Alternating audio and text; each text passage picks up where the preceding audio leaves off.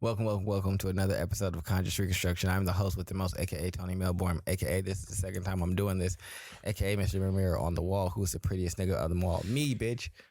AKA, we have a wonderful show today about running out of money, just like the U.S. government. Well, yes, the U.S. government ran out. Well, they will be running out of money. They might by October 18th. The Republicans are refusing to do anything and said that the Democrats know what they need to do to take care of this, and they have plenty of time. I don't understand why they're playing games with this. We know what happened, like literally last year, the last time we hit the federal budget. Like, this isn't the first year this has happened. This has been pretty much a consecutive thing for like the past 5 some odd years.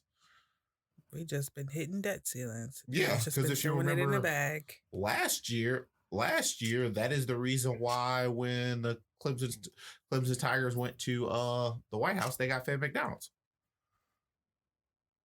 What? No, he fed everybody. No, he McDonald's. did that. No, just because that's what he wanted to do. That's not what he did because he wanted to do. He did that because he had no staff inside the White House because the debt ceiling got hit and nobody got paid. That's the reason why he fed everybody McDonald's. He fed every sports team McDonald's. Because none of the debt ceiling was frozen that entire time. But that didn't really affect, how did that affect Americans as a whole? Oh, it shut down mail. Mm-hmm. It shut down. Oh, I do remember mail being shut down in that big issue. And mail being terrible. You because you were very upset about that. Did it? Oh, yes. Yeah, I remember because you couldn't, your packages you and can't shit like that send packages. So, I mean, you couldn't get everything paid. was going slow. No, I remember it being like hella delayed. I remember that shit, but yeah, I don't remember. They furloughed a bunch of workers because they... Yeah, I don't remember it shutting down, but I do remember like, oh, shit is massively slow. I remember that, yeah. And people were driving Uber, like they had to drive Ubers because they had to force them to come into work, but they weren't paying the actual government employees. Mm-hmm. Like it was an entire thing for like a whole couple of months right before COVID. So this ain't new. This isn't a surprise. Like, I mean, this is probably a lot because of that crazy bitch from Arizona. What? Oh, there's so random. What? It's not really random at all. From Arizona. There's a Democratic senator from Arizona that took a meeting with the Koch brothers that, and then she changed her entire policy. Mm-hmm. So it's like you take these meetings with these multi-billionaires, and then it's just like, and then you come out like, oh, and then you start popping up with yachts and shit. Yeah. Took that fucking bribe. And it's just like, oh, I'm not progressive anymore. I am centrist as a motherfucker. I guess I feel like this is just a Band-Aid then. If we're doing it for 5 years and I don't see nothing great coming from it, I just feel like this is just a Band-Aid to a situation that nobody's really thinking about how to solve it any other way. Oh. Instead of just... The overall solution is we got to tax people more. Mm-hmm. Because if we have more income, then we're allowed to spend more. And that fixes the problem. But you kind of have to readjust. Because we've, like, for our entire life, it seems like we've been spending like this is the 1960s, but we aren't taxing like it's the 1960s. We shouldn't. I don't know. What taxes do you think should be happening? Oh, I think the tax rate should be like it was in the 1960s. I just don't think there should be a federal tax. No, there needs to be a federal tax because it wasn't supposed to be forever. Yeah, I thought that was supposed to be like a temporary thing. It was. And they just kept going. They did. Like income tax is not supposed to be a thing for real. It was like an emergency thing. It was. When did it get instituted? Around the Great Depression. Mm-hmm. And they just kept it. Yeah, that all makes sense because a lot of things changed because the way things changed was a New Deal. But the New Deal changed the way that the federal government wasn't fundamentally supposed to stay. They said that we're only going to do this for a set period to help us get out of this, and then we're going to stop doing it. Yeah, it just never stopped. And then they just never stopped. They said, oh, this is a cool way to get some money. And then just kept doing it. It's not necessarily that. It's like we started the federal tax and then we started federal entities that like help people. Yeah, so welfare. That's what it seemed like the most thing is going. They kept saying like, we don't know how we're going to fund welfare. There's something else about Social Security. All things that people did very well on before all that stuff happened. So that's why I'm saying, like, I kind of understand where, like, I don't agree with taxes on the whole. But I don't know what creating this welfare state has it really helped people? I don't think we really have a welfare state. I feel like what percentage? Part of Charles's point, we should bring more of our industry back into the country. Mm-hmm. I think that would create a large influx of like economic influence here. Then you can stop taxing people so much because more people have access to income and resources, and we also control our own resources, which is something that we used to sell to other countries, which is how the government was able to subsist and like pay for everything and not really like depend on its people to exist. No, I mean tax people right like it was before Nixon got into office. Before that, we had a 50% tax rate on anybody who actually made over a certain amount per year. Have your money. That's crazy. That's wild. What? I don't want to make that's how any amount of money, and you take 50% of it. But that is the thing that we are always trying, like this entire era that everybody wants. And see, my thing is, y'all are saying that's the area we're trying to get back to, and that's the area that everybody wants, but that's what it used to be. No, but what it used to be is nothing. So we can't say, oh, this is what it used to be, but hey, before that actually was zero. And so what are we going back to? We going back to the position that y'all want. No, we are going back to the Americana dream. Before that, the Americana dream was no tax. No, the Americana dream wasn't no tax. Not at that point, because the thing that everyone looks back to is pretty much like about the 1960s, 1970s is post-race depression. Like nobody really wants to go to the point where if things were like it was before. If we hit that debt crisis, we're inside of another Great Depression. Nobody wants another Great Depression. Nobody wants that. Mm-hmm. Nobody wants people to have to eat boot leather.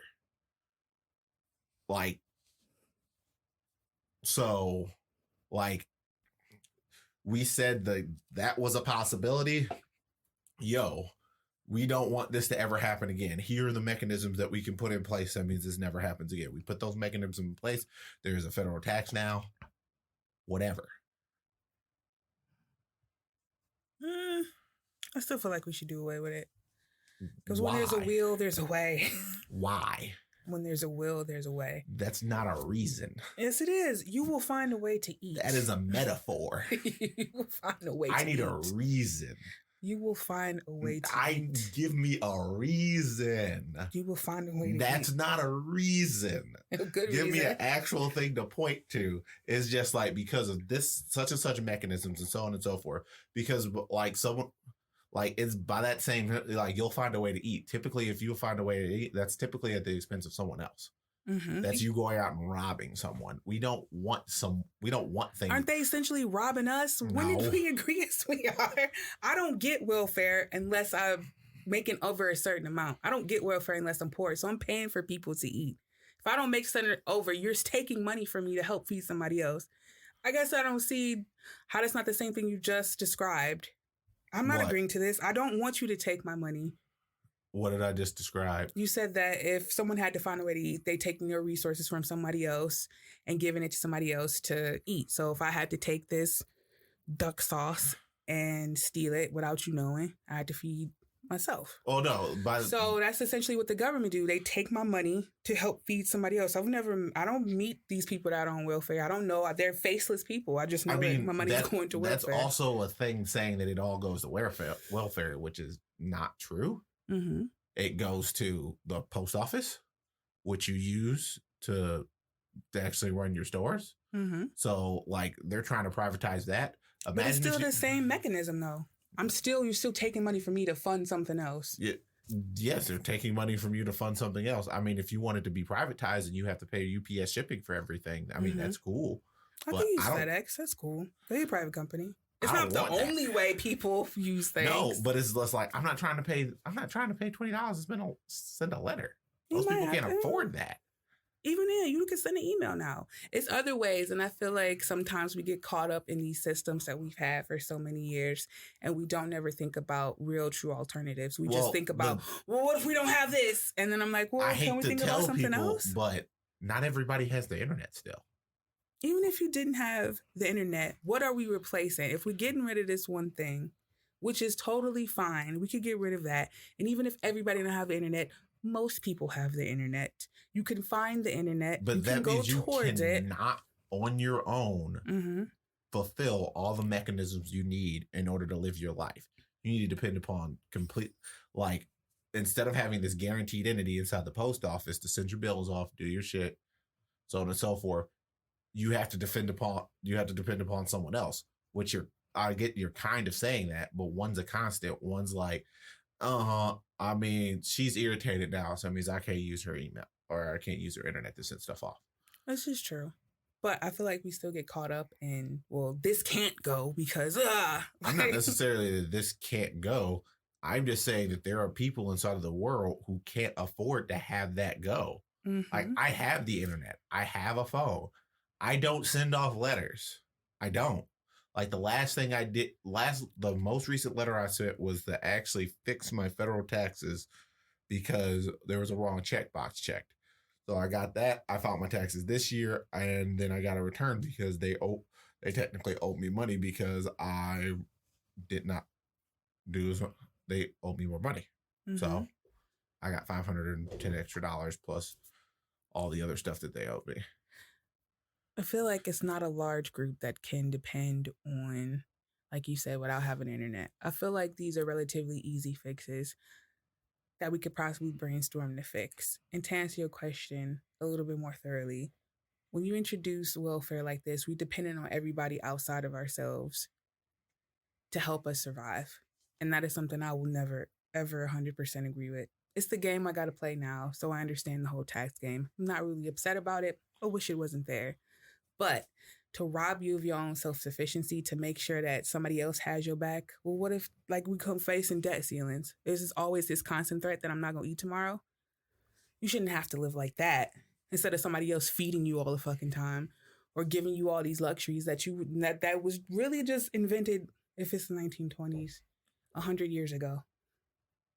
Come on, nobody else, where else do you think about that stuff at? No one really has those types of systems except for America. And I just don't think it's put us in the greatest mindset. Then all of Europe has those systems. Europe, Western civilization. Let me just correct myself. Europe, Western China, Japan, Korea. Like, it's not just them. But even then, even if we got rid of these systems that make you wholly dependent on somebody outside of yourself, what happens when you face these situations and, money running out? What we going to do? Now you panicking because you done relied on this specific system to help you get along instead of just figuring out, I may not have this all the time because this ain't me. Like, outside of Italy, we're the only people who keep running into this issue. We shouldn't have the issue to begin with. You should not be having to worry about somebody else taking care of your livelihood. Ever. Not ever like that. Not in that instance where you got to worry about how you got to eat. Come on, that shit could be taken from you tomorrow, just like what we see now. Like, not everybody has that luxury, though. Like, what do you mean? Not everybody, ideally, almost, I don't think there is a person, like, one, ad nauseum within our particular culture, nobody actually really wants to be on welfare. Like, it actually, I think there's some people that want to. In terms of percentages, like, in terms of actually being black people, they're by percentage base, there are less black people who are welfare than white people.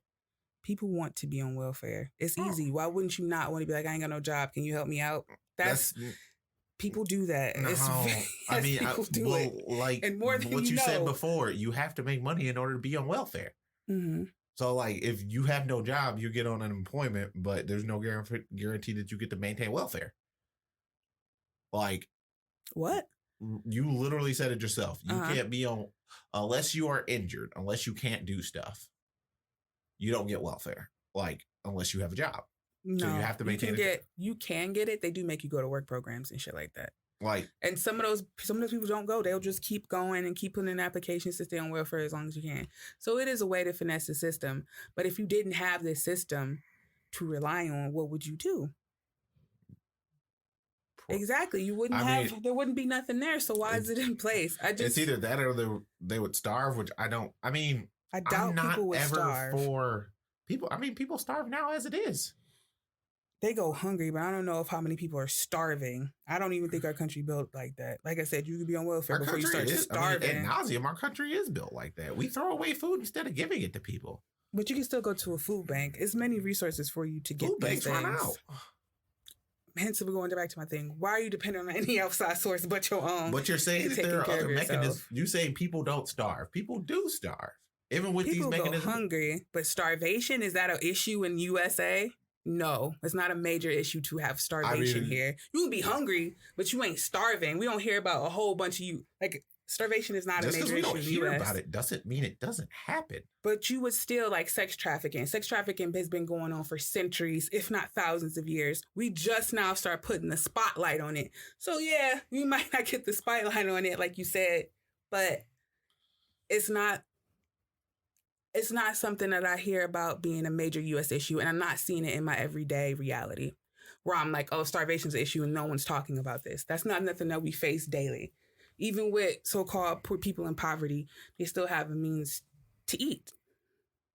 I don't necessarily see that. Like, I mean, I've seen people and I know people who have gone into their houses and they don't have shit inside their refrigerator. It used to happen when I was a kid. That's being hungry, though.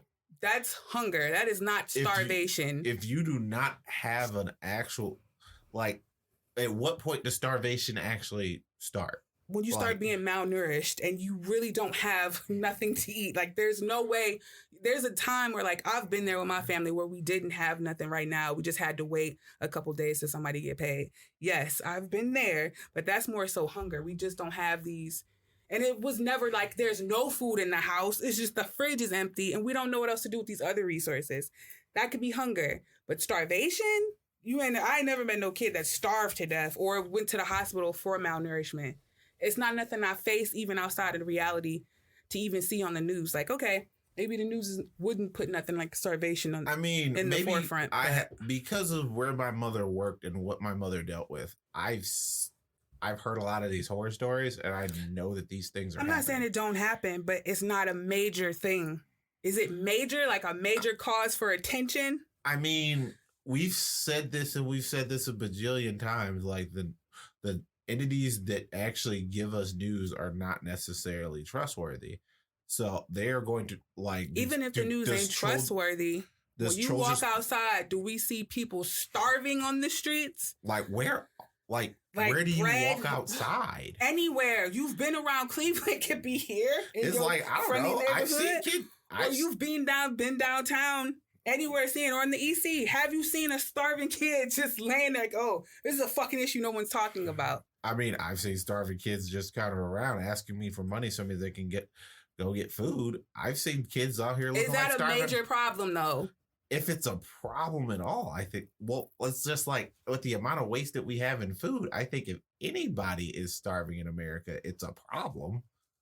Okay. Like, so it shouldn't be happening. But it does happen. But it's not a major thing that's happened. Like, I think that's like an idealized thing. Is like a major issue. Like, people dying, that's an issue. Okay, so y'all are going back and forth. And what I'll say is this. I see what Ash is saying is that the U.S. doesn't deal with starvation like, let's say, Haiti does. I get it. People... I'm not done. But on your point, what you're saying is that we shouldn't...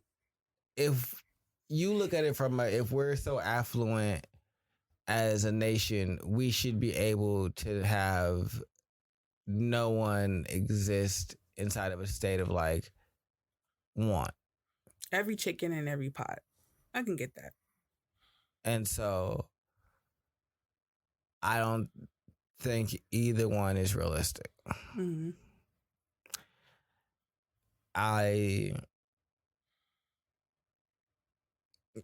Living in Ohio, no, you don't see a lot of people that are out on the streets, homeless and things like that. But that's a lot to do with the fact that Ohio gets cold in the winter, mm-hmm. and like cold enough for you to die. So most homeless people migrate west. So if you lived in Seattle, you would see homeless people on every corner, on all over the street, everywhere.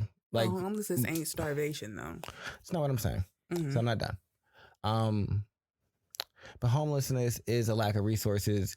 It is a lack of stability, consistency, dependability on anything. And you saying you should be able to subsist on yourself is true, but only if society is set up for you to be able to do that. You have to own land to be able to grow. You can't just start planting somewhere and make your own food. So there's certain mechanisms that you have to follow to do what you're saying. Mm-hmm. They literally put up a whole, what they call tent city at my school every winter for the homeless in Seattle so that they have a place to stay. And it can't house all of them, but trust me, a lot of them are there. It's a huge, they cover a good, maybe chunk like, of the whatever campus. That chunk of our campus. Yeah, that's for you. In Lower Queen. So it's a pretty big area. And they fence it off and everything and give them heat generators and things like that and try and give them resources. So I say that there are things that are happening to go out to them that can be more community-based like that, where it's not necessarily a government handout, but it's the people in the community saying, hey, we notice that this is a problem in our area and we want to get together and try and do something to try and alleviate some of the stress of it and try and like fix some of it. And so I think that there could be a middle ground like that where it's not all on the government, but I recognize where you're like, sometimes you got to force people to do things. But I get where Ash is saying the country is set up in a very capitalistic way. And so y'all forcing people to do things and then touting capitalism is like pissing on me and telling me that it's raining. That's weird. And I don't want you to do that. I don't. No, what you told me is use your skills, be as capable as you can, earn as much as you can, and have the American dream. You didn't say that do all those things and then you have to be as generous as we decide you to be. And so for reference point, I was quiet for most of y'all back and forth because I was doing research on taxes. And so the things that I found is there have been points in the American history, like during World War I, and the Roosevelt era where taxes were about 90%. 92 to about 94% on the top income, which is $1 million. Yes. They took 94% of your $1 million? Yeah. Once you make over a certain... Over your $1 million? Yeah. Not necessarily. 94% of your million? The way taxes work. I mean, sure, you can break it up and have money spread out. But let's say you just earned $1 million. Yes, they're taking 94% of that. Like once you get over a certain tax line. So I think it's the tax line is like, the tax line is literally $1 million. So yes. 94% of everything you earned over $1 million goes to government. Yes. And so it's just like, so I basically earned nothing. Roosevelt realistically wanted it to be 100% on individuals.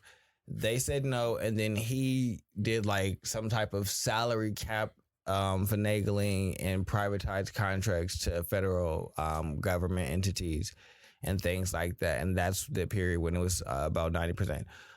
It was about 5 years where it was at 50% of the percentage that you guys are talking about right now. Yep. That's half of the money that I make over a certain amount once I pass that threshold goes to y'all. I don't really jive with that either. You ain't do nothing and you want my money? You with your hand out looking at me like this and then taking it from me. Who are you? I want it back. That would have to be attached to a more nuanced tax reform. If you want me to go along with you getting 50% of my money, I want to have a larger say-so in how taxes are spent and allocated as resources in this country. I mean, at that point, well, no, money. I don't think money should buy votes, but at that point, I don't think it should buy votes. I think everybody should have a voice. But I think that if you guys want us to be willing to like say, hey, I feel more comfortable with this, then there has to be some level of transparency in removing the veiled curtain, because right now we don't have no idea what you guys do with our taxes. The cities be fucked up, the roads be fucked up, the highways be fucked up. There don't be no lights on the highway, so the interstate is not where y'all putting the money. So it seems like it's in y'all pockets in war. I don't really want to contribute to either one of those things. So unless I'm definitely not for contributing to like all these wars. That's the reason why this. But like, that's all that increasing taxes. Everybody, y'all keep saying, "Hey, if we increase taxes, we're going to be able to do all these other wonderful things." Sure, but anytime that the government gets money, they do a lot of crazy shit, and then y'all be like, "Damn, we wish that they would have done this." How about we stop giving the government money? To Asher's point, and relying on them and make more insular community-based programs that say, hey, we're going to funnel our tax money to this institution that does these things in our community. Because people aren't going to do that. Yeah, that's my main gripe. I'm not saying the states can create those things. Like states, I'm more okay with having an active role in keeping their state afloat and doing things that are like beneficial because I mean, I hate it in the summer, but I see fucking Ohio get busy to try to put back together their fucking roads and shit like that. There be construction everywhere during the summer. So I can't say that they don't use some of their resources, at least me seeing it like on the ground, like, hey, I see what y'all are doing. And then it's irritating as fuck because y'all are slow, but y'all are out here.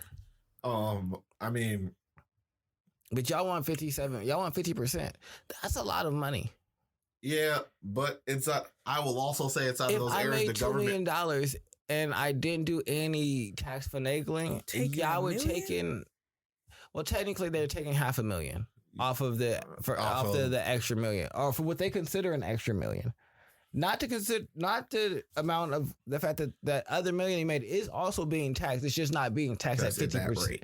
But that don't matter. You're taxing this, and then you're taxing my other money extra. Like I didn't earn it. I mean, the entire thing is, well, one, you're taxing it like it's a gift. Well, one, let's actually put some things in some more perspective. One, a lot of people did inside of 1960s having $1 million is completely totally different from having $1 million now. I mean, it's a lot more money. Yes. So, and also the amount of people who actually made that much per year was a lot lower, even in comparison to like the percentage that makes probably $1 million now. So most people won't actually see $1 million in a year inside of their lifetime. So as it stood, yeah. But inside of when we rescinded these taxes during, I do believe it was the Nixon or Reagan, I think it was the Reagan era. We rescinded these taxes and quintessentially said like, yo, we're going to rescind these taxes because rich people are going to spend money and that's going to activate the economy. That didn't work. It didn't. They just held on to the money. Now, what you guys are saying that they have a right to hold on to that money because they made said money, but 9 times out of 10, a lot of people, they've made it like that money has to move in order for the economy to work. It has to. Like that's the way the economy works. Stagnant money basically doesn't do anything. So and then we also know, based upon what we're doing, the federal government is a spender. So that means the federal government is going to redisseminate this money back to the lower tiers of people, which is the majority of people. So for me, create a savings account tax that actively encourages investors not to keep their money in a savings account, but to put it into like the stock market. Created at a percentage that is always a couple of percentage points lower than the stock market. So it's always more valuable to have your money there where it can be growing opposed to here where you're going to lose percentage.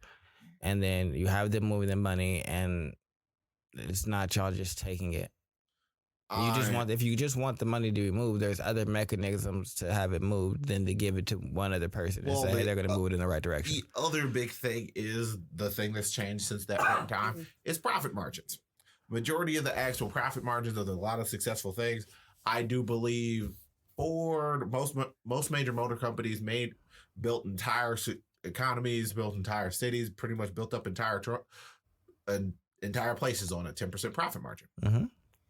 But for some reason now, people get bent out of shape. Shareholders, everyone will get. It's just like, well, what's your profit margin now? Well, it's like something like 250%. It's just like, why? As of this point, you were doing this at the expense of other people, and you're feasting on them. Quintessentially, you're taking 250% more of the value that what y'all did was take survival of the fittest in concept turn it into a financial concept called capitalism, and then get mad when it's enacted like survival of the fittest. Oh no, what I'm quintessentially saying and what the New Deal said is that, like, even in econ or even in that, like, we're not totally a capitalistic society anymore. Like, people are operating it like it is now, but at that point in time, it wasn't. We were actually moving steadily closer to being more of a socialist type of thing. And I am honestly that far left. I wouldn't mind things being a socialist, because at that point I can do whatever you can do whatever you want to make the money that you want. I'm fine with that, but it has to be one or the other. I'm not cool with a middling ground of y'all just taking money, because that's not going to get us to socialism. I mean, it's going to be a step-by-step process. And, like, is this the first? Should the taxes be the first step? Maybe yes, maybe no. Like, maybe government reform should be one of the first steps if we're trying to change it from capitalism. Like adding maybe taxes, getting people to something different, enacting other policies that say, hey, we're going to actually agree upon, like, universal health care, since that's something that we can't even get off the ground, but y'all want to just take more money. For what? It's not like y'all agree about this. That's the thing. Not everybody wants to take more money. If we actually I guarantee you, because the Democrats are moderates and left, if we ever got to the point where we could actually tax rich people 50%, like, that means at that point the progressives have a large enough margin to the point where you would probably get universal health care with that 50% tax. You would get a lot more of these social mechanisms. You wouldn't have to pay to have access to parks and shit. It's just like, I understand we don't pay now, but that is like, that's a socialist concept. Most of the things that people like are socialist concepts in America. Like, it's just so fucking exasperating. I don't know. Like, roads are fucking socialist concepts. Imagine if every single road that you walked up to, you would have to pay a toll in order to travel it. That'd be fucking wild. Like, the fact in other states that you can't just hop on the fucking freeway. Sure. It's just dumb. Saying anything is completely good is dumb. So all socialism would probably be dumb too. So yes, socialist concepts work out, just like certain capitalistic concepts work out. You probably need to figure out how to balance some of them better and have started off with a good balance and, like, a little more nuance, and that would have created a better system. But I don't think that all of one thing creates any net form of positivity. There's going to be a net positive. No. Am I going to say that we're going to completely and totally move 100% of socialism? Probably never. Yeah, but that's what I'm saying. So my point is, sure, you're pointing at all these socialist concepts that we have today, but we'd have capitalistic concepts in a socialist society. They have it over there in China.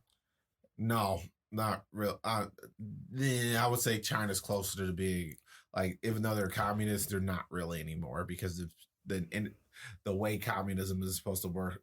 Like, there is no rich people in communism. There are none. There shouldn't be. Communism says all wealth is distributed. Yeah, if you believe that there could be something pure. Oh, well. But communism in its purest form doesn't work. You can't distribute all wealth and expect all jobs to be fulfilled. I'm not going to school for 12 years to be a doctor if I make the same $30,000 and get all of my other needs taken care of, just like you, who went to school for 4 years, because now it's not a money evaluation, it's a time evaluation. Oh, I mean, I'm going to do the thing that I enjoy doing at that point in time. If you would, like, look, I don't even know that many doctors who decided to be doctors just for the money. Like, I don't know that many. But it's just a nice little motivator, ain't it? I mean, it's a nice. It's a nice little motivation to be like, damn, when I do this, $250,000, right? I don't know if. All right, what do? You go to school for 4 years, and then you possibly go to master school, and you go to school for another 4 years, and then you get out, and you get paid close to $80,000 for another 2 to 3 years, mm-hmm. and then for another 2 for about another 2 years of residency. And then if you have specialist training, you got probably another 2 years after that where you're getting paid that tier. And then you go into millions of dollars in debt. Well, $80,000 is still pretty fucking good. Depending upon where you live. $80,000 in California doesn't really go that far. In New York, but it's still not a very low amount. I mean, depending upon where you are, it is a low amount. It's not a low amount. No matter how you look at it, if somebody was like, you make $80,000 a year, you'd be like, damn, you make $80,000 a year? There's not too many places in California that cost more than living in downtown Seattle. It's where I lived. You can make it. It's not like you balling out of control like you feel like you should be. But are you poor? Do you ever feel like, damn, my refrigerator isn't full? No. Did I want for weed? No. Did I pay $1,600 a month for rent? Yeah. And that was just base rent, not including my parking spot and my lights, any of that. That was just base rent. So sure, it's not as far as you would like it to stretch, like how far it would stretch here. But are you destitute? Are you going hungry? No. Yeah, you're okay. You're probably not going hungry per se. You're doing what you want to do. I would go to concerts. I would have a good time. Now, was I having as much of a good time as I could have on $80,000 living in Cleveland? No. That'd be a lie. I could have a whole fucking house rented out. But you were doing that largely. But your time was completely and totally free, correct? But even if my time wasn't free, the money is still the money. The money's paying for everything. Well, see, the money is still the money. But at that point, you're doing 24-hour shifts. You're doing 18-hour shifts. Mm-hmm. So that means there are large swaths of your time and you have to use this money to compensate to do said things. So like at some point, at some functional level, there has to be some degree of actually, I want to do this. Oh, no, money can't be your primary motivator. I wasn't saying that the money was the primary free thing. I was speaking to the money being in California, $80,000 not being enough. It's enough. People just want to live a certain lifestyle, and that's why it's not enough. And even then, don't you want the prestige of being a doctor, even if you don't get paid a whole bunch of money? I mean, and no, I'm not saying that no one would be doctors, but I'm saying a lot less people would. I know a lot of people do things because of their motivations for money. Just in lots of different fields. And I'm a fucking weirdo. I don't like doing things per se. Well, we're all weirdos to a certain degree because it's not like we're all paper chasers. We recognize that shit. How many of our friends just will take any job and hate that job and just do it because it pays their bills? Yeah, it's a miserable fucking time. But we know lots of people do that. So if we know that's what most people do, most people are going to just choose the easiest route. They get some money and not go be a doctor because this is easy. Well, what I'll say at that point. That's why communist doesn't work in a pure form. Now, communist ideals, yes, that makes sense. Having certain baselines that everybody has, I think that makes sense. But preventing upward mobility kind of stops people's desire to move forward. If you tell me I can't go higher, then what is it? What's higher? Is higher making more money or higher having more responsibility? Maybe both. Well, that point is just kind of up to you and the way you feel. And what if higher means I would like more resources to do more things? It doesn't have to be money. I just want more resources to do more things. I'd like to go and spend half of my year in a different city and a different in Western Asia instead of Eastern Asia. That's where I want to do. That's what higher looks like to me. I mean, that could probably be arranged. Or you can probably arrange for transfers. I mean, generally when you're... But also in China, as of right now, they're very much a capitalistic type of society. And for the most part, I mean, I can't really say capitalism is actually the highest functioning thing either. So I don't think it's the highest functioning. I think that there has to be an amalgam of different ideas, and that's what people refuse to just go along with. Everybody's like, no, it needs to be this. No, we should probably put all of the things and all of the ways that we think society can be structured on a board and list all of their pros. Fuck their cons, just list all the pros. And then start pulling those off and those concepts and really exploring how we can fit these concepts together with these other pros that we think are really good and create something completely different and figure, all right, so if we do this, what now are the logical drawbacks of this society that we want to create with these new pros? But people want to say, hey, no, it has to be socialism. But when you use hyperbolic words like that, you get people who be like, oh, I don't fuck like that. Like the whole old generation that was against Bernie because they were like, oh, he's a socialist. No, he's not. But y'all don't have nuance. Not really in the socialist inside the way that you guys think. Well, it's just like, I don't know, like the entire generation of Cubans who are down in Miami who are just against socialism because Fidel Castro was a socialist and they kicked him out. Even though if you want to be very, very, I think Castro kicked out a lot of the people who were also not, their family didn't actually delineate from actually being from Cuba. I think that was a part of the hangups too. So a lot of the Spanish Cubans and things of that nature are the people who got booted and sent to Cuba or Miami or deported and so on and so forth. And that ain't right. Yeah, that's what I was about to say. What? We can chop that up any way we say it. But just because you're not full-blood Cuban, you got to go. That was pretty much terrible. Them saying anyone who came in. You got to go. Anyone who was a part of the colonizing force has to leave. But I do want to have some fun with this topic. And I know Ash had some apocalypse. Apocalypse because the world is going to end. No, it isn't. Yeah, this is the end time events, nigga. What is happening? Dollar General is charging, Dollar Tree is charging more than $1 at places. It's definitely the end. God, I had to borrow my fucking burial plot. What do you mean Dollar Tree's charging more than $1? Yeah, they announced that they're going to start charging more than $1 for items. Okay, whatever. What? So it's not Dollar Tree no more? I don't really shop at Dollar Tree to begin with. But the fact that they're just going to start charging more than $1 for items. Dollar stores charge more than $1 for stuff. They're Dollar Tree was the only people who they was holding out and being true to the fact that, Brad, I remember an 89-cent store.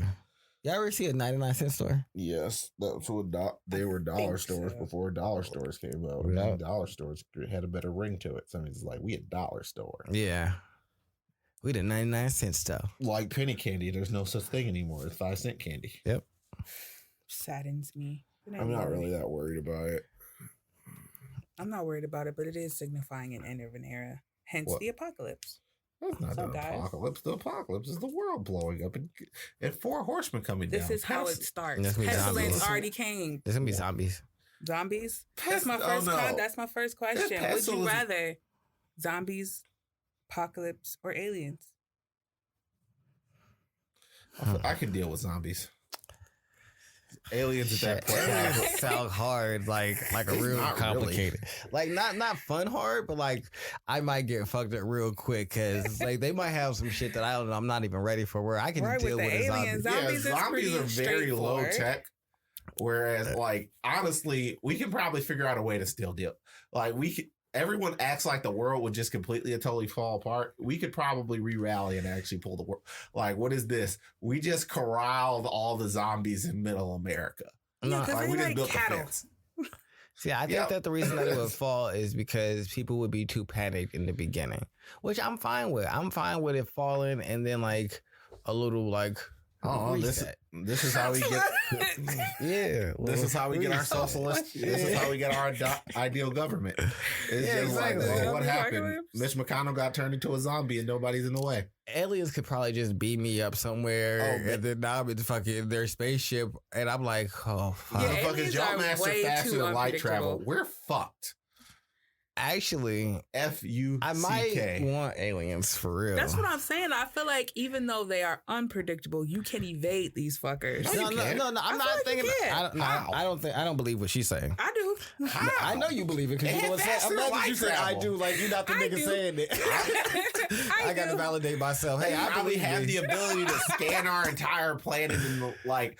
No, because they gonna be focused. Every movie that we're seeing, they in these big ass, large ass areas. I think it's go. The reason I'm interested in seeing aliens is because if hopefully I lay and submit and get taken as like prisoner and life hostage. You alive, right? No, I don't care about that.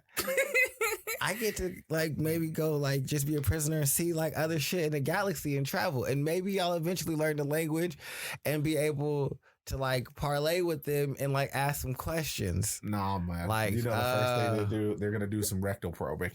See, why everybody think everybody trying to put something up your ass? And that was my first thought too. I was like, but I don't want to get like. Stop.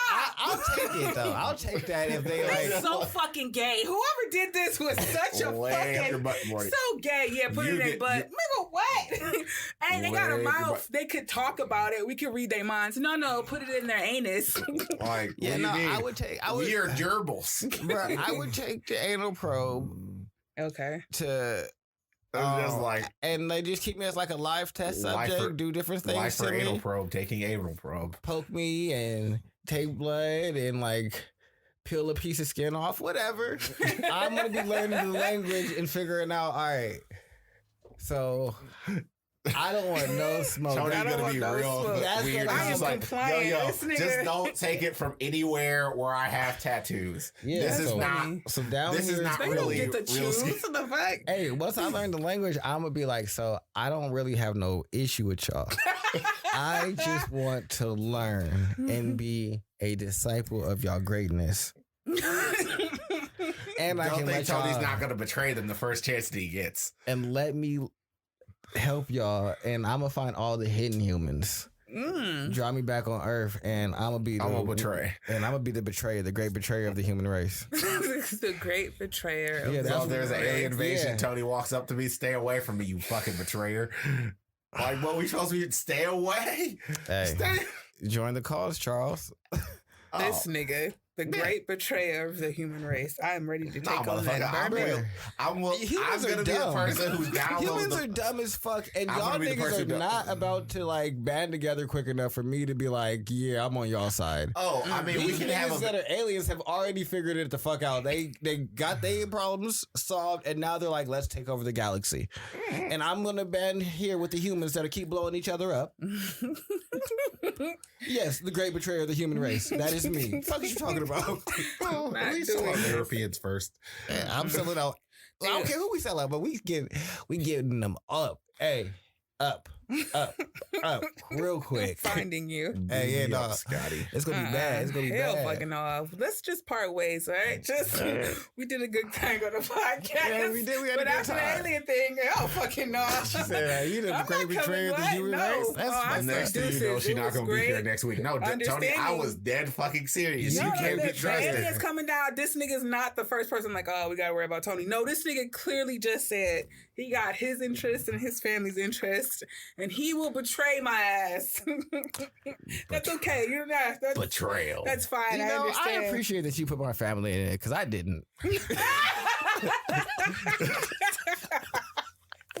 He had this whole epiphany. I said Tony was doing it for me. I said I will survive. What? And not even mama? What? Maybe. Oh, no, stop. I'm gonna try. She's gonna be the first person that come back. What if while I'm up there getting experimented on and working it out with these niggas? She getting anal probed in the kitchen. She get attacked. They take her over now. She vaporized. And first things first. Don't ever talk about anybody's mama and anal probing your ass. That crosses a line that is not okay. Okay. Charles was like, you know what? I don't think about my mother. I don't think about my mother in that position. Deny. I'm just saying. No, you see how I just kept it moving? Glossed right over that. She's gonna be ash in the kitchen. She's gonna be ash. I'd rather see you dead, Mom. It's just like, what are they gonna do? No. Mother, I have to kill you. Right. But yeah, all I know I'll take Kato with me. Come on, so it'd be cool. But if there's zombies, y'all can definitely come. Mm-hmm. I was just thinking about a zombie apocalypse and how I can fortify this. You're always thinking about that. Consistently. Right. Consistently. This is like playing 5.0. You ever seen or read The Walking Dead? Mm-mm. No, I've not read The Walking Dead. Oh. It's a really good comic series. I know. The show and the comic series are very different. Two totally different entities now. That's why I said it's a very good comic series. I was very specific on what I said. Oh. Hey, I'm about to fucking die. It's a good conversation. I'm about to go out here. It's like zombies. Zombies are very easy to deal with inside of ad nauseum. It's literally like zombies are only really a problem for those who aren't self-aware. Are y'all squeamish about killing people? No. Depends upon the circumstances.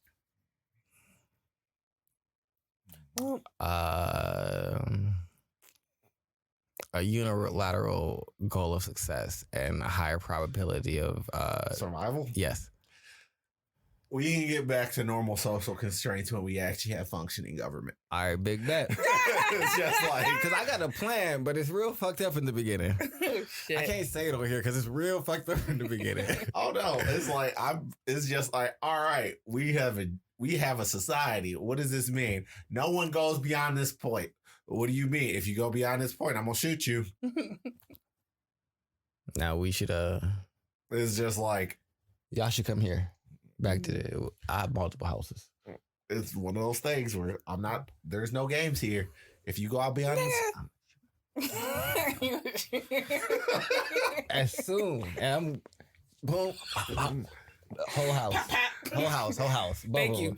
Both of them. Yep. Do the idos mio before. Yeah. So, yeah, like once upon a time in Mexico. This is center based because even if my entire problem with this place is that you can't have fencing inside of the back, so that means you can't control entry or exits. But that's really about it. We're gonna start dropping these big ass trees. Oh no, but the problem with that is decay. And at that point, it's just like that takes forever though. I would need table saws and things like that. You need the ability to like refine these things and oh no, we're gonna leave them as huge mountains. I'm gonna kidnap we gotta kidnap a doctor. Nah, we gonna be a high functioning society. Nah, I already got it. I'm telling you. Next, you say that until I roll up with an entire drug synthesis machine and be like, yo, this thing can make every single major antibiotic that we need. I would love a zombie apocalypse. Like I really want that to happen. And then like that sounds dark, and I know people are like, "What the fuck does he mean?" But yeah, no, I would love that. Like that would be like the highlight of my life. Oh, thank you. Like it wouldn't be like the crowning achievement of my life because like. I can do amazing shit, but out of something that can spontaneously happen to me, that we recreate the American government inside of a legitimate image. I'm not creating. I'm not creating shit. We're gonna have to split up. Why are you so altruistic? What do you mean? We're not doing no government. Not on that wild scale. My entire thing is at this point is like the entire kingdom. The entire goal is kingdoms don't work. You get betrayed. Not name a kingdom that actually like anything that rises must fall. So thusly, everything that is built up gotta go down. The Queen in England, yeah, they didn't get betrayed. At some point, they abnegated the actual rights to do. Yeah, no, and if they ever tried to take what back I'm saying over is, England, like, I didn't say I was going to be a king. I was have a kingdom. Never once said I was gonna be a king. Remember this nigga? This nigga said some of the funniest shit. He was like, "All right, you said I'm going to have a kingdom. Mm-hmm. That implies you are the king implicit inside of that sentence." No, I'm just on the council. Like we have a whole prime ministry, and we sit and we delegate, but we don't fuck with none of y'all. We gonna take like 4 of the states. It's like I'm gonna slowly. The goal is to slowly push out the radius. And clear place by place, and then set up new barricades, and then so on and so forth. Set up zombie traps, and then kill all those motherfuckers, and then push out the radius slowly. But the problem is, as soon as you introduce more people, you have to have government kind of be on board with this. But I feel like if you ever wanted to like create something for Black people, you'd have to find a place where you could buy land and like. Make it a sovereign like entity. Oh, you mean like that little spot of place inside of South Africa? I forget the name of it because there's a country that's technically within South Africa that is surrounded by. Yeah, Africa. You'd have to make it its own sovereign entity, and Black people don't have to move there. They just would apply for citizenship. Yeah, they just claim it. It would just give. A lot more benefits than a space to be, because anytime we try to create a space in America, we're blown up. But what's the next? What would you rather? What would you rather? Would you rather do like a computer uprising, like the Terminator, or like a complete medical epidemic? Niggas is sick, just sick. Ain't no fucking medical supplies. Sick. I'm a real dark motherfucker. You have to be sick. I'm not doing no computer uprising, nigga. That's scary. That's closer to aliens. That's closer to aliens. Everything is controlled by a computer. Most things. The entire problem with the computer uprising like Terminator is that they're too damn logical. Mm-hmm. It's just like, what are we doing? Hunting them to extinction. There's no negotiation. Hunt them to extinction. Exactly. There's nothing. You niggas are terrible. And medical y'all revolution. I can wear an N95 mask and just let all the dumb people die. What did Agent Smith say in Matrix? He's like, yeah, y'all fit the definition of being a virus, nigga. You just give them that, like, oh, humans are virus. Yeah, if you give them that, like, oh, there's no negotiating with you. I have a high immune system. I'm gonna just bet on like. There's always like a natural percentage of people that are going to be immune to whatever is happening.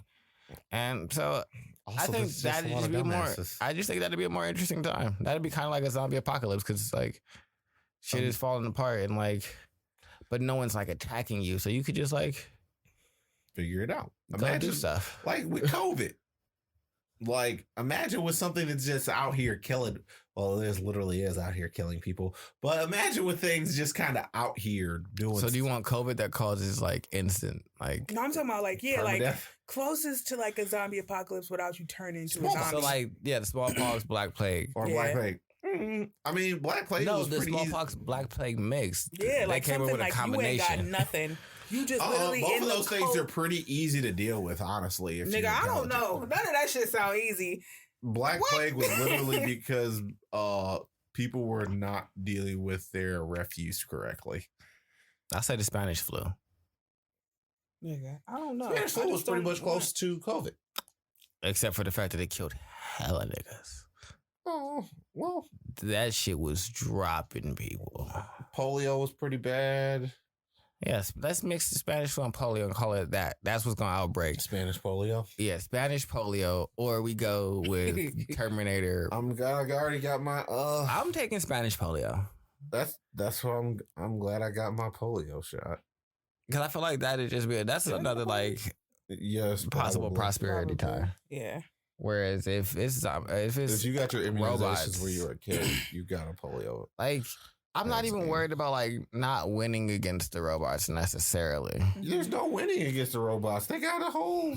They got your computer. It depends on what type of robots are they. Like, are these like AI robots? Oh, there's automatically an AI. We out here dealing with fucking master mold. I mean, if it was robots, I'd be fine with fighting them. We could chunk that out. We could do the iRobot. We're not dealing with iRobots. I'm talking about master molds. I'm talking about Sentinels running around from X-Men. Sitting out there shooting missiles. It depends on what type of robot. Because if it's the iRobot robots, I'm chunking it with y'all and y'all catching these hands for real. Y'all don't weigh enough. Yeah, y'all don't weigh nowhere near enough. But if I can trip y'all realistically. Yeah, but if you out here dealing with Sentinel robots from X-Men, it's just like, why do y'all have multiple Tomahawk missiles shooting out of your chest? That are like or the actual Terminators where a dude like body was all liquid and could just like reform was like nanomachines. No, I don't want that. No, I'll choose the sickness. We about to throw hands. But depending on what it is, because robots might also mean that we have other really cool technology. You know what I mean? And if it's just the iRobot robots, I'm punching y'all up. Y'all, why y'all misbehaving? Y'all getting punched up. If just I got like Spartan lasers and fucking Hammer of Dawns and shit like that, if maybe we got robots, I might have like a lightsaber.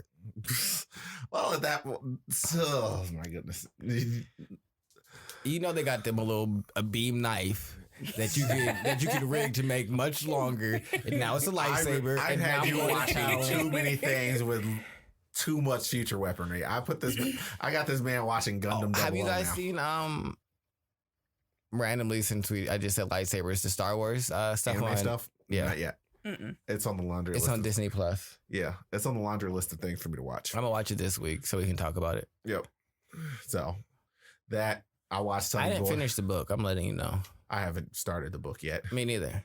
I've had dogs and like... It's like, you got way more responsibility. Yeah, my whole life responsibility is increased. That's why when you were like, hey, gym right now, I have to feed these niggas. Because when I leave, I'm at the gym for like 3 hours and then...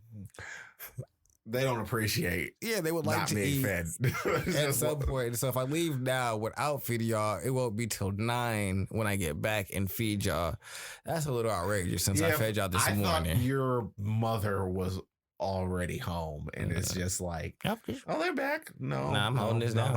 It's me. I'm having a great time, actually. Like I said, the dogs are being very well behaved. We have a much better system. They recognize that I'm gonna let y'all out at like 2:00 in the morning the last time. So no, I'm not gonna let y'all out at 6:00 in the morning. Probably more like 7:30. It's just like, but y'all get one more late night let out before y'all normally do. So that means y'all get to go pee before you guys wake up, go to sleep, go pee when you wake up. Everything should be good, and you get like a middle of the day bathroom session. I take them out. Like if I come up, I'll just like, hey, you guys, you want to go out? So it's like every couple hours, I just throw them outside.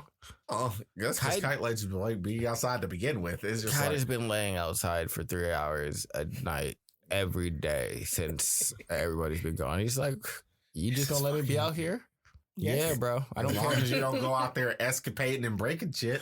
He be chill now. Like unless he's off leash, he don't really like try and chase a deer. He'll stare at them.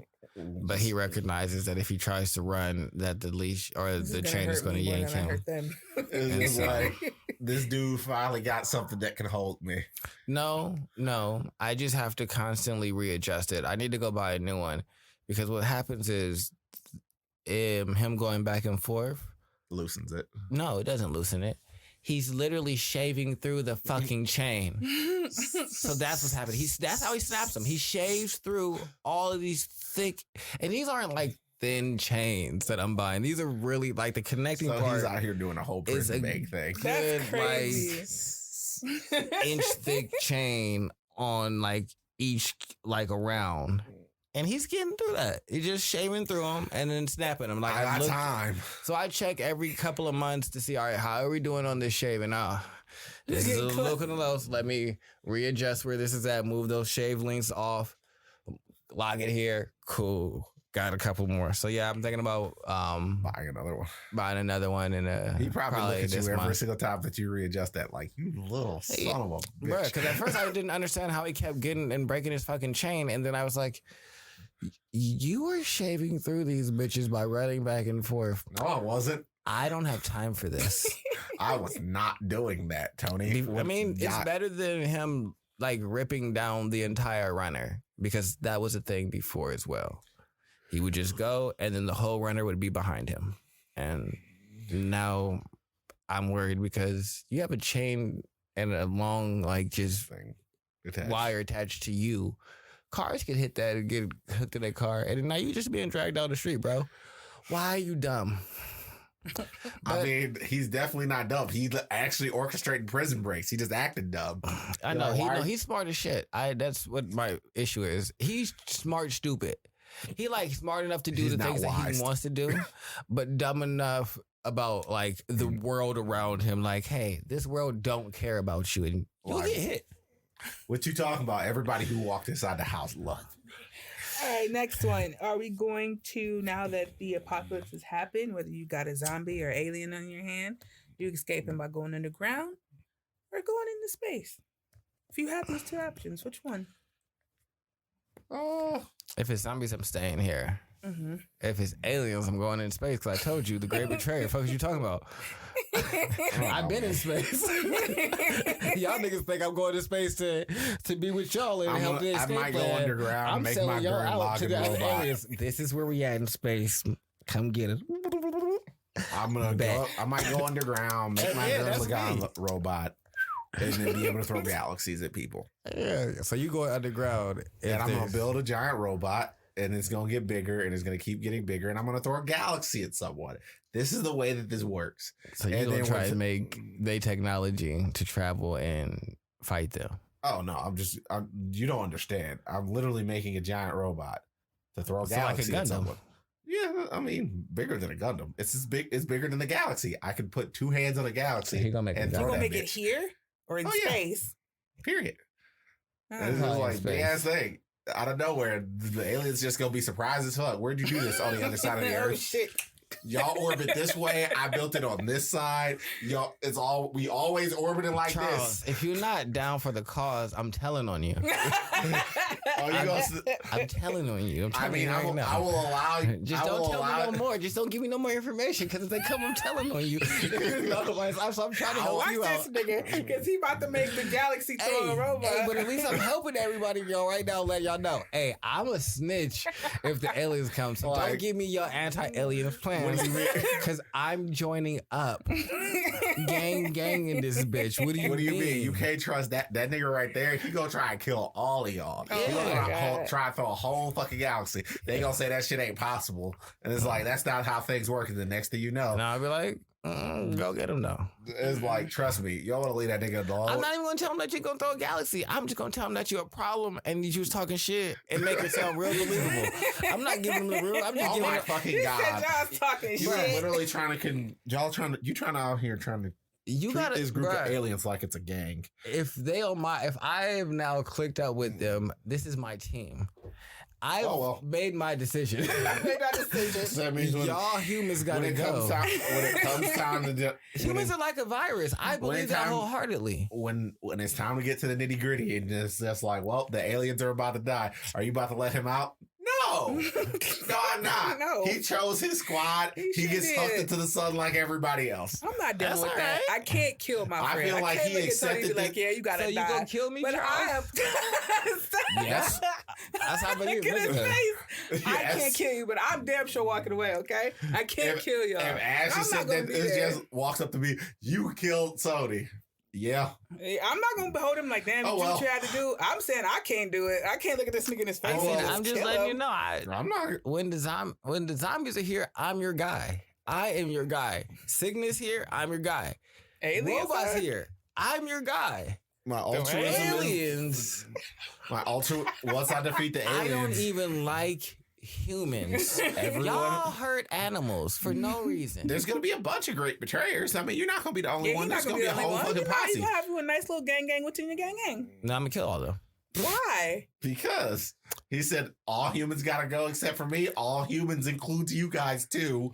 No, it's not all humans gotta go except for me. Like I said, if y'all want to click up with the aliens, I'm with that.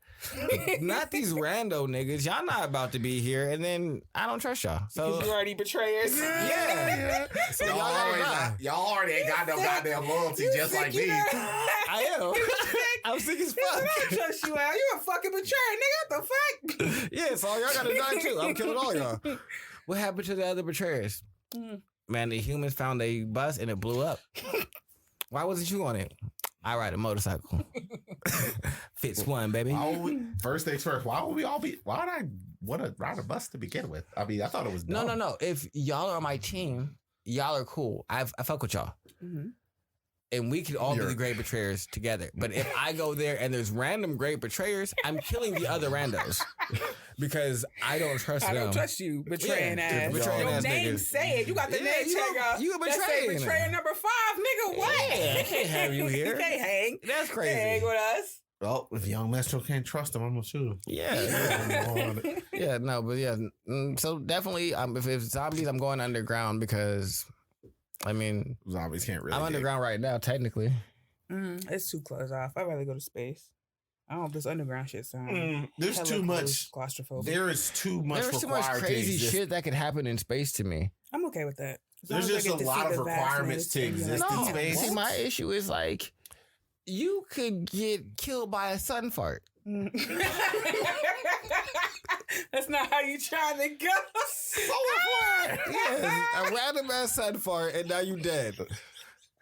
You didn't do nothing. Ain't you didn't see nothing. What the fuck? No. Decided. What happened? No more. The space station shield.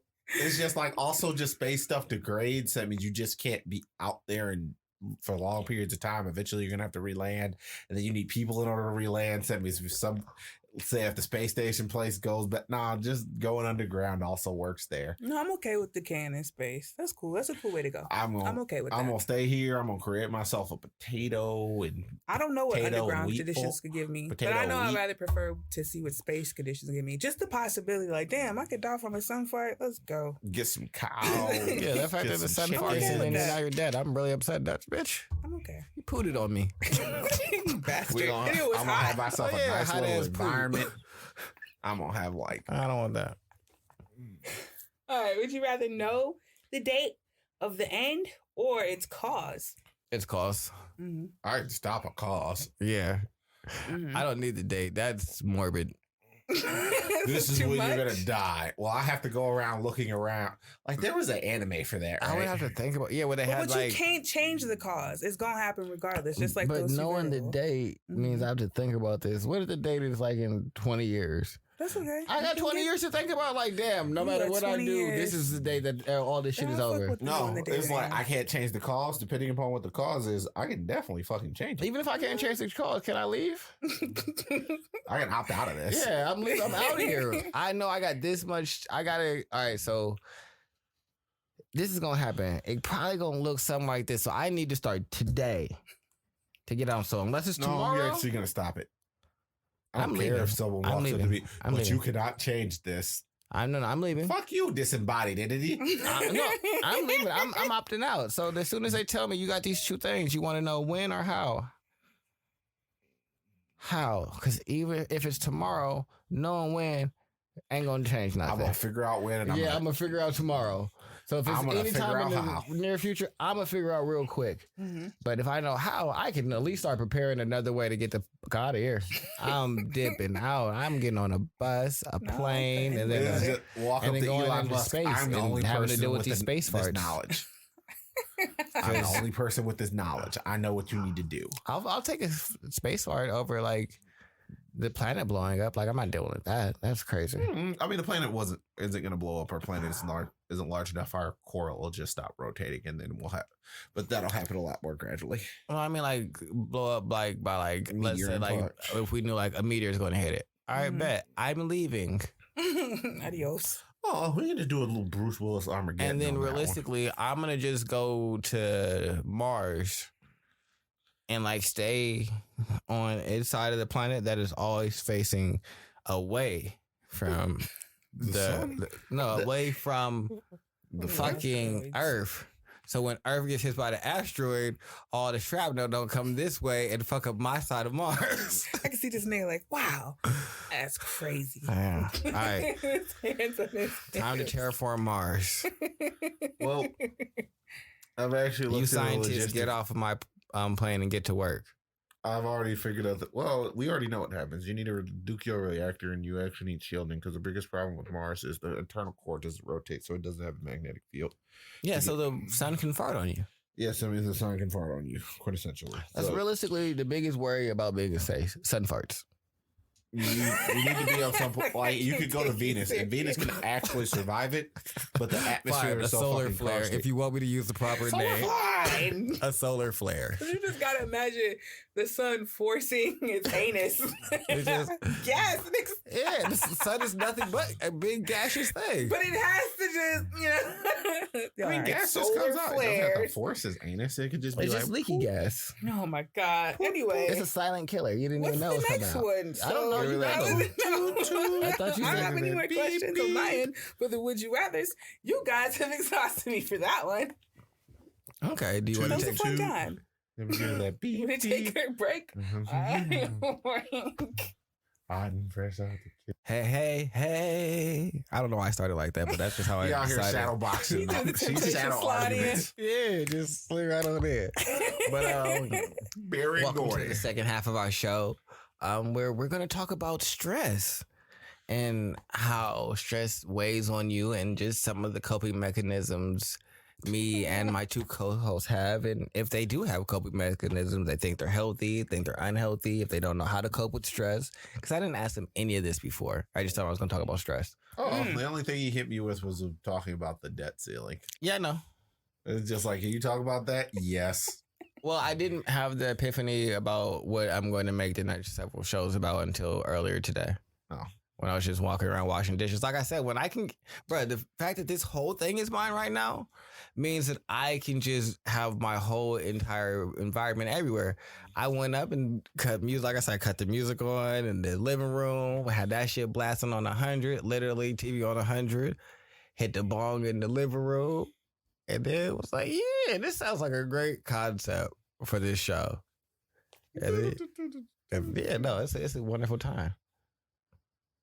When I ain't got to listen to fucking depressing ass news 24/7, clouding my fucking brain, and all I think about is politics. That shit's dirty. Or just hearing them call your name randomly for some shit you don't give a fuck about.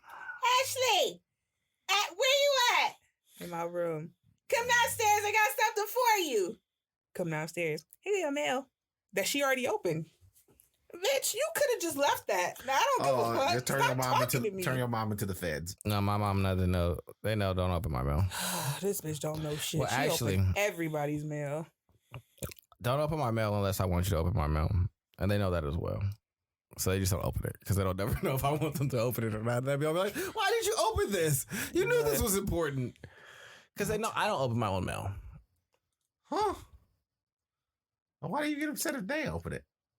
Don't open it. It's none of your business. I'm not opening it. Yeah. So why the fuck is you opening it? If I don't check my mail, why are you checking it? They know what bills look like, don't they? You know that big box on the top of my fucking refrigerator? The one that's right here? That's full of unopened mail for me. All those papers is just all unopened mail. I hold on to them for a few years in case anybody like come and try and say something. Like, oh, we sent you, we want to sue. All right, let me go through my records. That I got a letter at such and such time. All right, this is the letter. Let me see what it say. All right. I got records that say otherwise, bitch. Or I ain't got no record. Y'all lie. Y'all ain't saying nothing. I keep it all. But I'm not opening it. Y'all niggas really don't want nothing. Mail is superfluous, like junk. They want you to go paperless anyway, 99% of the times, and I just refuse to because unless you about to give me a little savings, y'all about to spend this money on this paper. How are you such a spiteful entity? I don't know.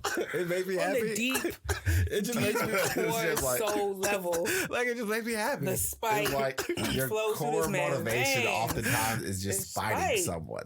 It's just like, whoa. Unless you give me money, I'm not gonna save you money. What does that look like?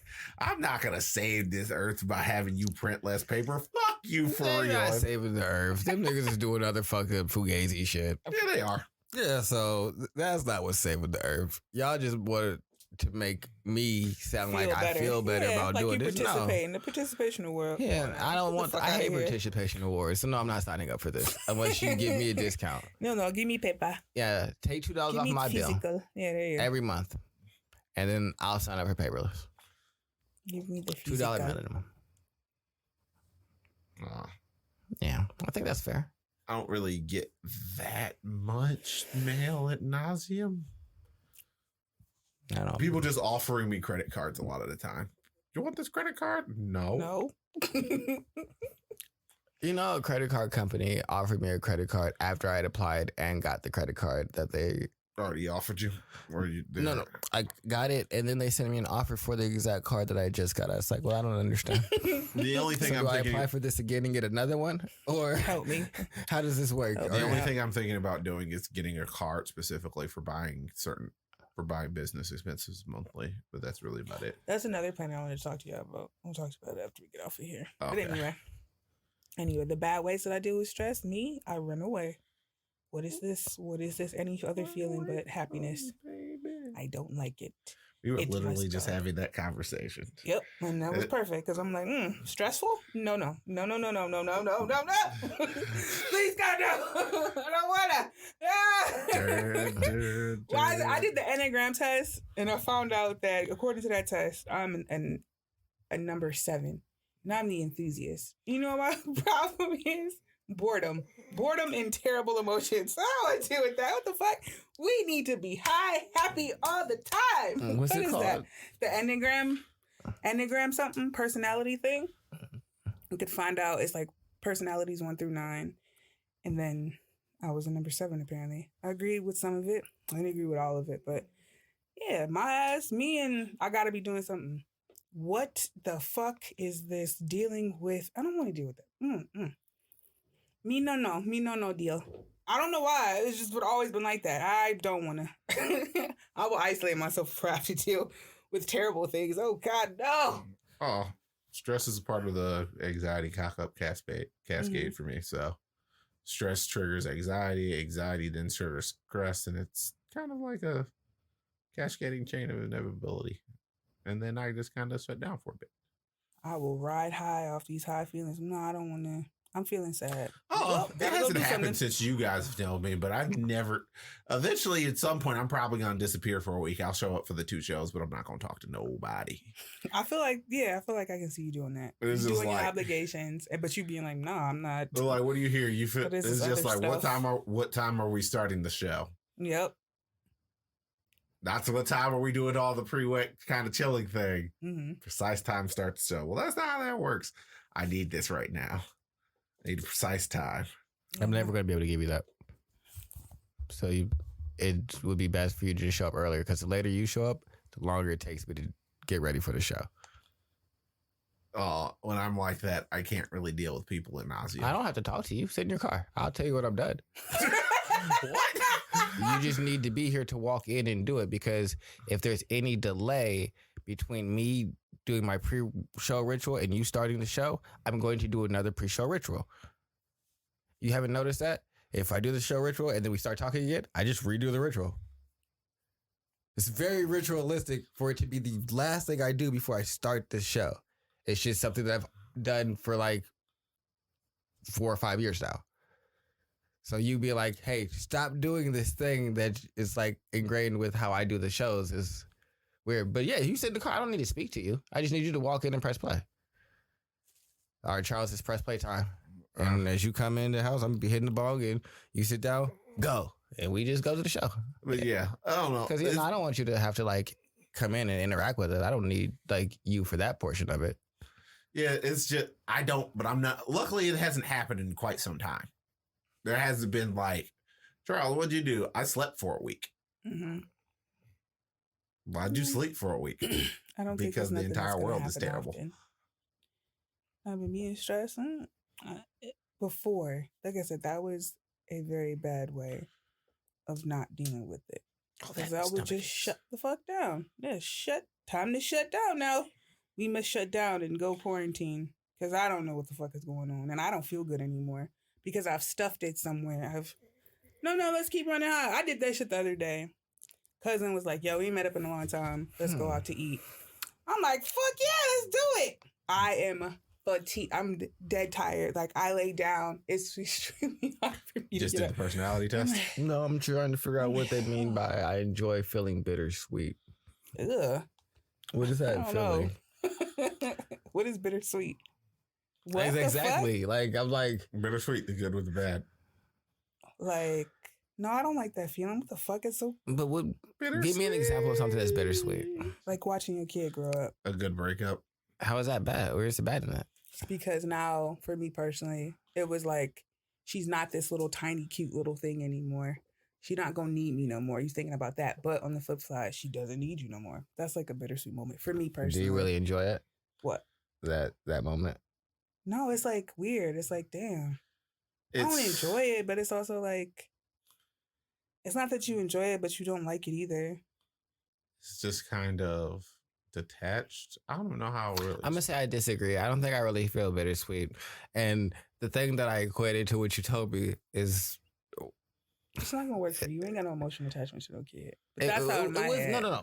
It wasn't a kid. The thing that I equated it to wasn't emotional attachment. Okay. But the way I viewed it was the same. Okay. That's like seeing an ex that you like put all like your energy into and help them become like amazing, like bossing up and doing like amazing good shit for themselves. And they doing the things without you, like. But that's exactly what I want. Yeah. But I don't even want it back. I don't know. No. But like, I made you. Look at that. Yeah. It's like the bittersweet moment of just like, I've watched you go off and then now you're with someone else. But I guess there's no flip side for it. Yeah. And so that's why I guess I don't think it's bittersweet. So I'm going to say no. No, like nostalgic moment anyway. Like, I remember when, I guess more nostalgia had to do with it than anything else. More like, I remember when this. Like, damn, it's crazy how time flies. Like that. or how things have changed. Like, I remember when you were a little stew. Now, look at you. I guess nostalgia would have to do more of it. I mean, if it's just like being nostalgic over like appreciation over growth, because I don't know if that's bittersweet. If bittersweet is appreciation over growth, because I think that's what we're describing. Okay, it's like we see growth and like we're appreciating it. I think the moment that you described of like being like, oh, she's not gonna need me anymore. Yeah, like I think that's a bittersweet moment because like that's like powerful. Like, damn, I raised a strong woman, but also like you're my kid, and I would want you to always need me. So that's hella bittersweet. I think changing phases can oftentimes for anything can oftentimes be bittersweet because it's just like, I'm a weirdo. I actually liked going to college. I'd look back on it, it's just like it was actually a pretty cool time. And the fact that it ended was kind of bittersweet to me, but it's like, I wanted it to end, but it's just like, I'm never going to get, it's never going to be like that ever again. Even if I end up going to school for master's, it's never going to be the same as undergrad. Yeah. I don't ever have any like, most of my moments are nostalgic, like recognition of like, all right, I actually enjoyed that. Like, I think my 1-to-1 comparison, or even if it's not like a direct correlation or like comp, would be when I was in the Air Force and like going through like basic training and things like that, where at the end of it and everything like that, and like being able to step away, I'm like, that was realistically a pretty dope time. And it was realistically simple. Like, there wasn't a whole lot to worry about. Like, I got a really good piece of advice the first like week I was there, because they put you with like some older people that have like been going through the thing, and so like you guys get to talk. And so I was like, so how do you get through it? And it's like, I honestly just go from meal to meal. It's like there's 3 meals a day, and there's gonna be a couple of bullshits between those, but it's gonna be 3 meals and a bedtime at these times, and so all you got to focus on is it's going to get to that time. And that's literally how I did it. And I was like, that was a really simple, like, way to live your life where you don't really have to think. Like, you build like a bond with the people that you're around, but there's someone else that tells you when you wake up, where you're going, what your plan is. You don't really know what your plan is. You're just kind of following along and like doing whatever you're told. And then you go other places outside of like a little bit of trepidation, maybe the first week, 2 weeks, depending on like your level of like nerves inside of a new situation and like faux hostile environment. Did you have anybody write you while you were in basic training? Okay. Because I know I wrote my sister when I was in middle school or like 6th grade, and she went to basic. I wrote my first boyfriend. I blew down on one girl because she didn't talk to me enough in basic training, and another girl, she was holding me down the whole basic training. And I told her about that. I was like, are you not gonna hold me down? You hear what the fuck this man just said? It's just like, hold on. Yep. Wait, it's like, were you dating either of these people? He said it. Date is a strong word. How is date a strong? Oh, people attribute. Because it's just like these things. Because date for some people is just like, oh, that's my girlfriend. Those aren't quite synonymous to me. It's just like, were you inside a pseudo? No. We're not getting over the fact that this nigga was mad that it wasn't his bitch. You just ain't doing what I want you to do. So therefore, you get these verbal hands. You get this. Oh no, it probably wasn't a verbal thing. It was. It was verbal. You didn't. I called her. Really? While I was in basic training. You ain't on your job. Oh my god. No, it would have just been more hilarious. Sick. You sick. Ooh. That just gave me the heebie-jeebies. That's got the heebie-jeebies. Yeah, just because he had a little mini conversation about certain people not having hobbies. How would you feel? These niggas chastised me before that. We're not going to just get up over the fact that we didn't. They continued the conversation about me in that letter situation off my biggest fan, you Mr. Stan. You was the fucking asshole. Like, you didn't have to say you said that. No, but I don't want them to think that left it. No. They definitely got on my head for no reason. But we can go on. What are you talking? So we were talking about we want you to be a better person. No, what were we talking about now? We're going back to the stress thing, or we just ask me a random question? Oh, my coping mechanism for stress. Like he said stress. Stress. Nigga stressed out now. This nigga stressed right now. He's like, I got a sinus. I got a headache. So I'm gonna go home and crash. Yeah. But sleepy? Yeah, I'm gonna sleep. I'm gonna get some real sleepies. I'm gonna wake up tomorrow, go do some cardio. But yeah, I guess if you just give your coping mechanism to stress, I can give my coping mechanism to stress, and we can get out of here. My coping mechanism to stress, depending upon, it's changed over time. Like when I was in college and late high school, it used to be eating, but it stopped being that. Late night eating? Yeah, or just like stress eating. That was a thing. That's how I got this big to begin with. But and there you go. And that was that. But I switched it over to more constructive things. I started reading. I started just doing other stuff when I was stressed to get my mind off the given thing. This is pretty much the problem with like the cock-up cascade that is like stress and anxiety. I have to shift myself over to doing something else. That's the reason why I'm such a rabid consumer of things. Like, the biggest thing that I used to do when I was stressed out, I would actually sit down and I would start an anime. And I would just consume anime until it's just like, well, all this plot done blocked out whatever I was stressed about. That was a lot of plot that I just consumed. I watched Eureka 7 in one day. It was like 52 episodes. All right, I watched all of Eureka 7. Let's go. I don't even remember what happened yesterday. I can tell you all about Renton and the crew and the entire crew of the God, I can't remember the name of the ship that the rest of them were on the Eureka 7. Now I gotta rewatch Eureka 7. Look what y'all did. No, we didn't do that. So would your healthy way is to binge anime now? Well, binging anime isn't necessarily healthy necessarily. I'm about to say, let's talk about it's moved over to reading and lifting, working out and stuff like that. Just doing other things to actually just kind of, I don't know, I guess diffuse the stress. Is that really dealing with it though, or is that just like there's no way for me to deal? The only other way for me to deal with stressors is to grapple with the situation in and of itself and get rid of it entirely. But there's always going to be some random erroneous stressor that I can't immediately dispatch. Mm-hmm. Like, there's always going to be bills. There's always going to be something due. There's always going to be some random stressor that you just can't get rid of. So, like, doing other things to kind of diffuse the stressors is just that thing. Like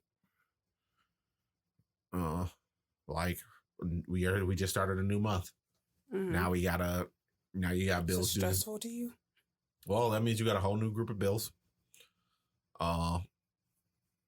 You got a whole new group of bills. I got a whole new goal to hit because I hit monthly savings goals. Really? Yeah. Like by the end of the year, I want to have a certain dollar amount saved. I started that. I honestly was going to ask you, but then I just asked somebody else to help me save because it was something about short-term saving I could do, but long-term saving, I was like, I need help. Well, yeah. I was going to ask you to take my money away from me so you can hold me accountable and lock it up somewhere. I was about to ask you honestly, you know who had a good mechanism for long-term savings?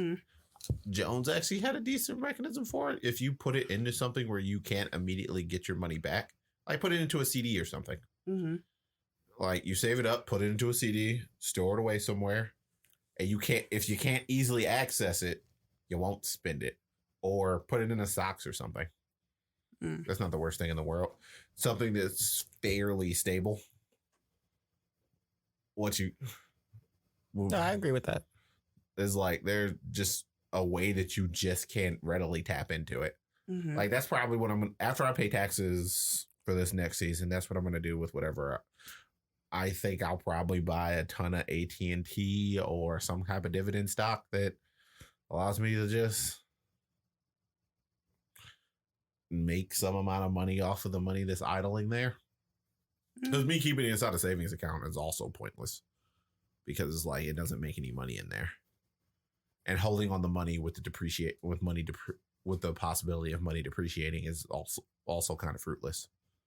The way I actually deal with the stress instead of those shitty things I've always done, writing always helps me get it out. If I could just get out my worries and put it somewhere other than inside of my head, that makes that shit at least 50% okay. Once I actually finally sit myself down and like, all right, we got to deal with it. I tackle it by identifying it. And then I relax. I have to put myself in a relaxing situation. I don't have to sleep it off because that's not really solving anything. But at least relaxing myself. Sleep just resets my brain.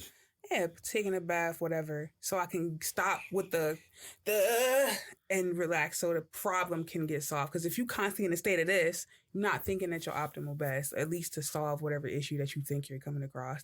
And then at the end of the day, every time that I've dealt with a stressful situation, the thing was always surrender your result. That's always the cause of stress. You think you got a result and your ego want to play tricks and be like, it has to go this way. If you just surrender how you think a thing should be done, you'll be a lot less stressed out. That's it. Just surrender. It's like, I don't know what's going to happen, and I'm okay with that. I don't stress about things that I can't control, per se. It's more annoying when I can, like, I stress about how I do inside of a job interview. I don't stress about whether or not I got the job afterwards. Mm-hmm. I can't control. Once the interview is done, there's nothing I can fucking do. I can be anticipating the result, but I will never stress about a given result. Like doing the job search, I stopped getting bent out of shape about rejection letters or any of that stuff, because it's just like, if you're putting out 20 to 30 or like 20 some odd job applications, some people put out 20 a day. If you put out 20 a week, like, you're gonna get more rejections than you actually get feedback ad nauseum, 9 times out of 10. Even if you have like a great conversion rate is 50% that want to give you interviews. Average conversion rate is probably something like 20%. So it's just like, oh, that process probably more so sanded the rough edges off of that. And it's just like, and then the pandemic actually helped put everything in line, because it's like, ultimately this basically told me like, yo, there's a lot worse things that can happen to you. You can, like, there could just be a random plague and you could die. Don't sweat this. Like, not that these things aren't large, or they're like, but they're not insurmountable. Like, more than likely, you're going to be able to get another job, especially if you already have a job, Charles. Stop sweat.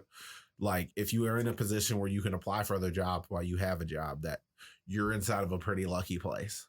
Mm-hmm. Whereas, like, a friend of mine, Scott, he was working at the Rubbermaid factory, and they had him working mandatory overtime. So he's working like 66 to 70 hours a week, but he wanted to get a regular job. But if you're working 66 to 70 hours a week, you would go on an interview.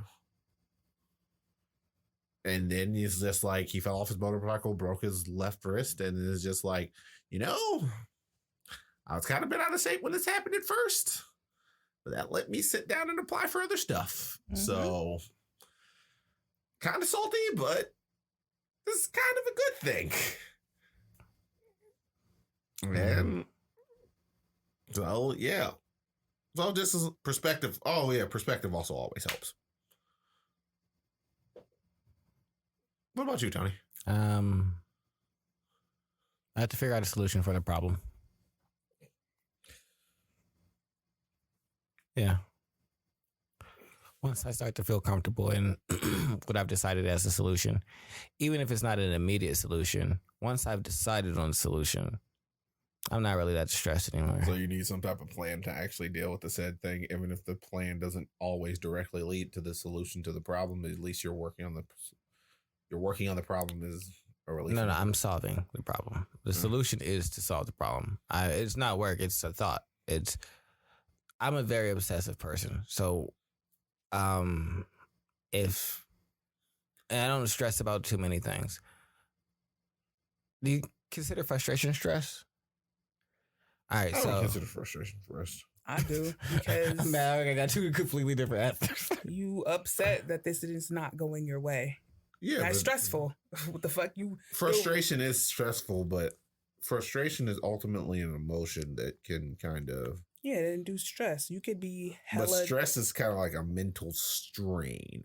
It is something and frustration ain't straining you. Not particularly. I can diffuse after I can be frustrated with something and then stop being frustrated with it, because at the end of the day, if I'm frustrated with something, my level of control is probably not always there. Do it add to it? Like, I can be frustrated that my car breaks down, but there's nothing ultimately that I can really do about it breaking down if I've gotten my regularly scheduled maintenance and all that other shit. It's just like, oh, cars break down. It's frustrating. But the frustration isn't necessarily the cause of the stress. The stress is the fact that my car broke. Like, I have to pay for this car break. No, that's a problem. How you're feeling about it is the stress, and frustration adds to the stress. The problem is the car. That's not stress when I have itself. Frustration, stress, I go to sleep because there's nothing you can do about that. Like, when my cousin passed away, I was frustrated by like the circumstances around that, and just like the lack of care that was shown in like just different areas and by various different people, and just different shit that frustrated me. Yeah, because it's not going how you think your thing should be, and that's where stress be so going I went to from. sleep. So I was like, there's realistically nothing I can do about this. I'm gonna go to bed.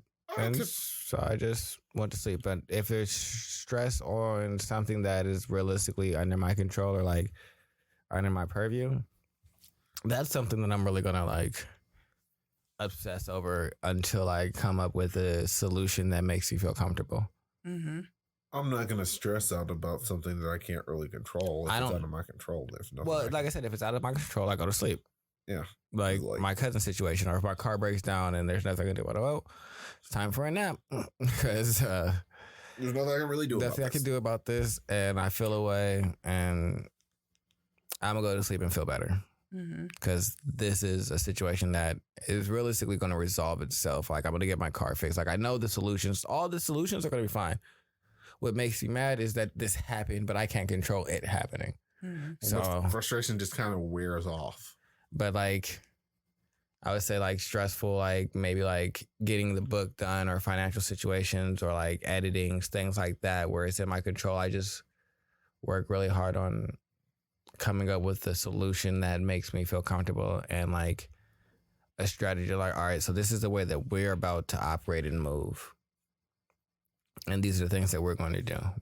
All the things that are inside of our level of control, this is how we about to move and control those things. Everything else that we don't control it. But what we do control and what we can do, that's where we're about to play around at. So that's kind of what I focus on, is because doing anything else, or like my mind, since I'm very obsessive, doesn't really allow me to like detach from things once it's like really taken a hold of it. Like, it's a good thing for like research when I'm writing books and things like that. I'll like get obsessed on like one thing, but then it all look me back because you get led down a rabbit hole. But on this point, it's pretty cool for the stress. It helps me come up with solutions or be more focused and like solution and goal oriented instead of focusing on like what the issue is and just staying in that feeling. It's like, all right, we're upset. How do we fix this? And how do we fix it now? Or how do we get an idea of what the fix looks like and what does that look like in time? Like what are the time frame for that, and how are we moving in that direction? Yeah, see, that's where I'm just like, oh, you in fix it mode, and for me, fix it mode stresses me out because now I'm on go mode, and that don't really ever help me personally trying to fix these things. If it's something like you said, day-to-day money issues where a bill need to be paid, I mean, for me, it'll just get paid when it get paid. I'm past that point of level of stressing myself out for those things. But if it's something a level of stress where if it's in an interpersonal relationship, like I said, my default is to not think about it at first until it becomes something that's like, you can't escape from, run from this. Now we've gone to the emotional turmoil. Now we've let this grown ash. Now we have to sit down. That's just my default way of dealing with things instead of just kind of thinking about it at the beginning point. Which is a terrible, terrible way. Terrible. I guess I don't really have interpersonal stress because I'm generally... I remove people from my life that cause that degree of interpersonal stress. Well, I don't do that. I'm just very straightforward. Like, my communications level is pretty on point. Like, I'm going to tell you exactly how I feel, and like the ways that you're like what you're doing is affecting the way that I view or feel inside of this situation. And so I'm pretty emotive. People know how I feel at nauseam. I'm like, hey, no, I don't like that you do that. I don't know why you keep doing this. You doing this makes me upset. It makes me feel like this.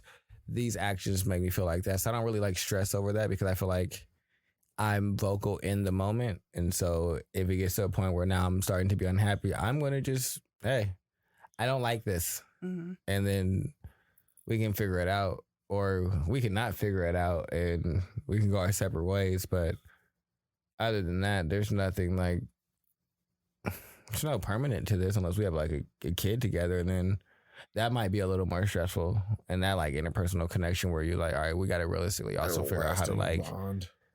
Not even that, just figure out how we're going to like co-parent if that's going to be like a positive influence, because that'd be the best thing for our kid if like we're not together. So those interpersonal relationships probably could be stressful, but like, I don't, maybe familiar ones too, but I don't think like, for me, like relationship aspect of interpersonal connections really gets too stressful. I think that it can be open.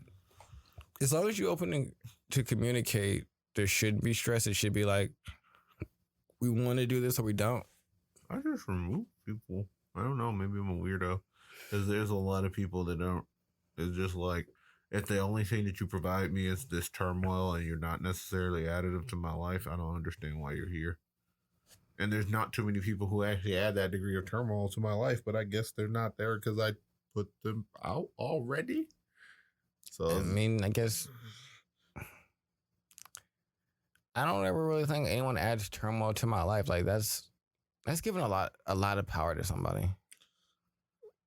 When people expect me to modify my overall plans to facilitate this other person because they are my family or because like that's what I'm supposed to do or whatever, and it's just like, and this entire thing is just kind of like, it's on them. In a lot of cases that it's just like, I look at them and say, or a lot of those people where it's just like a lot of my family kind of bends over backwards to placate them. I do not placate them in any kind of way. Or it's just like, because I see the level of stress, because it's like they continuously drain my other family members inside of a particular way. And it's just like, well, why don't you guys just not deal with them? Well, we can't not deal with them. They're family. It's just like, yes, you can. I don't deal with them. It's just like, stop trying to correct all these behaviors. Like, they want to be like this as of this point. This is who they want to be. Let them be that, except for over there. And they can be that. And they can be a toxic cesspit as long as they're the toxic cesspit in their own little world. I mean, I guess I don't really have anyone. Well, I don't care what they do. Like, it could be toxic. Like, none of that really affects me. Like,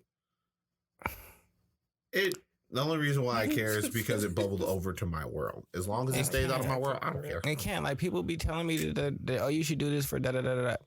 All right. And I continue to do what I want to do. Like, oh, I don't do any of those things. So that's why I don't need to cut anybody. I guess that's why I don't feel like I need to cut anybody out, because sure, you're going to say that, but unless I give that a credence and then start to move on that, there's no stress. You just said a whole lot of words. And I know they all want me to actually take action. No, they want me to take action too. Well, no, people start poking me like, hey, will you do this for me? Hey, will you do this for me? Hey, will you do this for me? And it's just like, no. I'm not doing it. Someone else volunteered me to do this.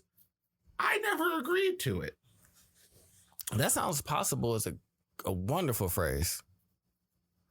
Yeah, that sounds possible. No, I don't even give them that. It's just like, because they'll ask it's like, that's the wildest thing I've ever gotten. They ask someone else, could I do this? And then that person says yes. And then they come to me. It was just like, well, they said that you would do it. And it's just like, that's what they said.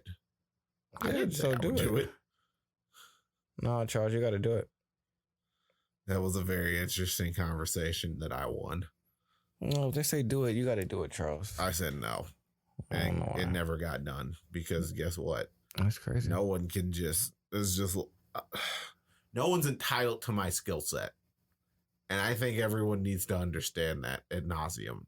Just because I acquired skills does not mean you are entitled to actually be able to use them. And I think that's always the wildest thing that anybody does.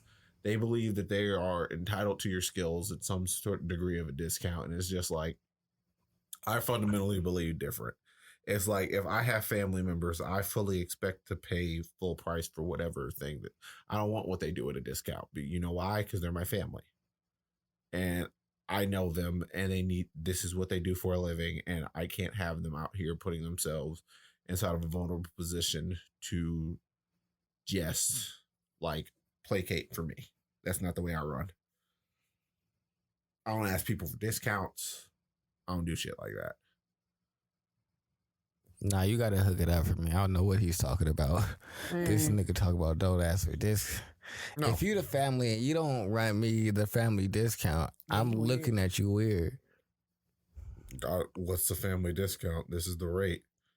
If you don't believe that I do good quality work for the thing that I do, it's just like, why are you bringing this? Why are you bringing this to me? My friend from Canada, shout out to Damien. This nigga always got each other's back. He always gave me like really out of print, really exclusive, really rare PDFs.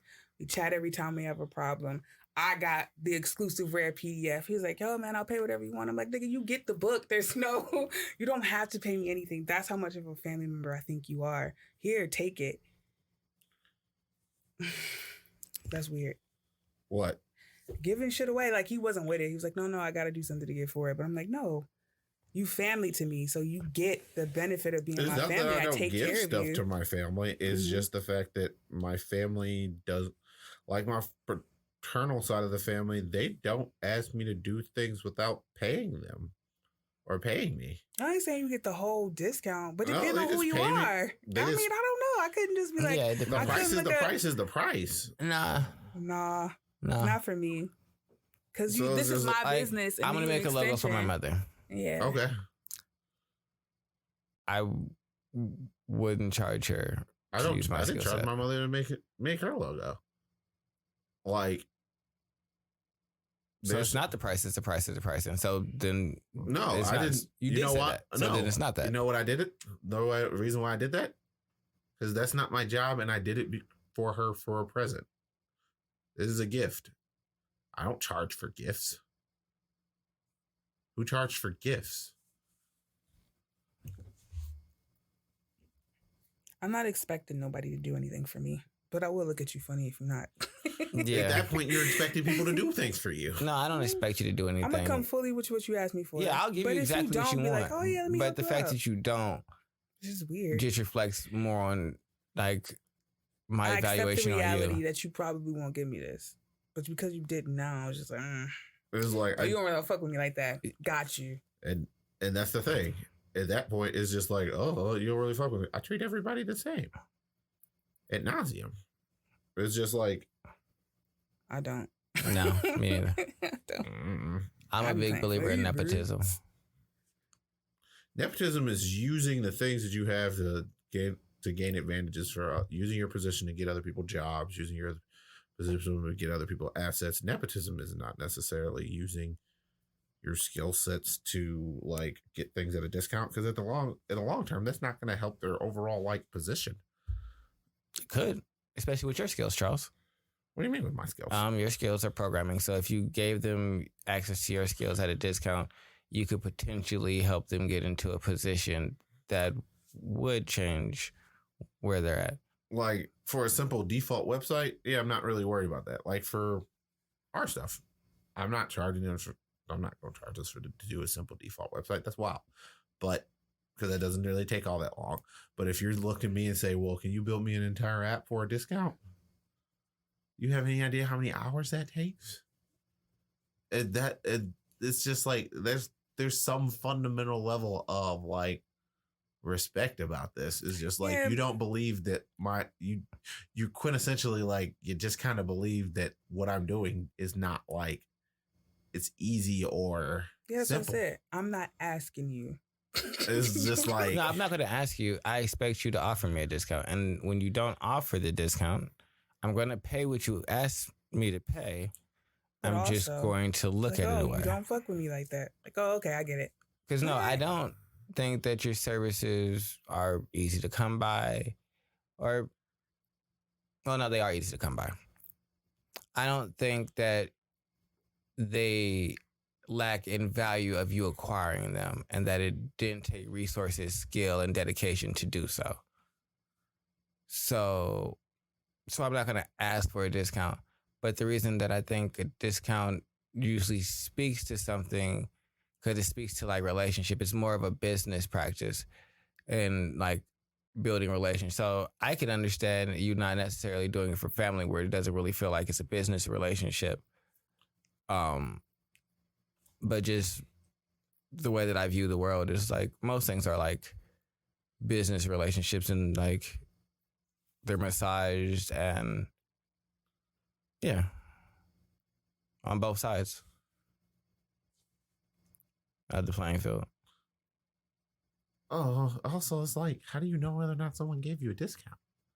I'm gonna help you out. It's just them. That's the thing. It's just like them saying, like, well, I'm gonna normally I would charge $1,700, but I'm gonna charge you $1,500 when they probably just charge a bunch of other people $1,500 too. I'll find out. And at that point, we don't fuck with each other. Yeah, not if you lying to me. Not if you lying to me. Come on now, you ain't gotta lie. How do you know? Go on their website. Ask around. If it mean that much to you to find out if they gave you the discount, then just like, go find out. I would hope that my family member, one, isn't choosing to lie to me. And two, if they are, I probably am going to find out, because I'm probably going to, well, honestly, I generally know it, like the going cost for shit is. Yeah. So you're not going into nothing blind. I probably asked you, would you normally charge for shit just in conversation because you're my family member? And I'm like, oh, you built that? What that? How much that was? And you tell me some astronomical number, and then now you come to me with, oh, I'm gonna hit you with this, and then go lower, and it's that same astronomical number as what you lowered it to.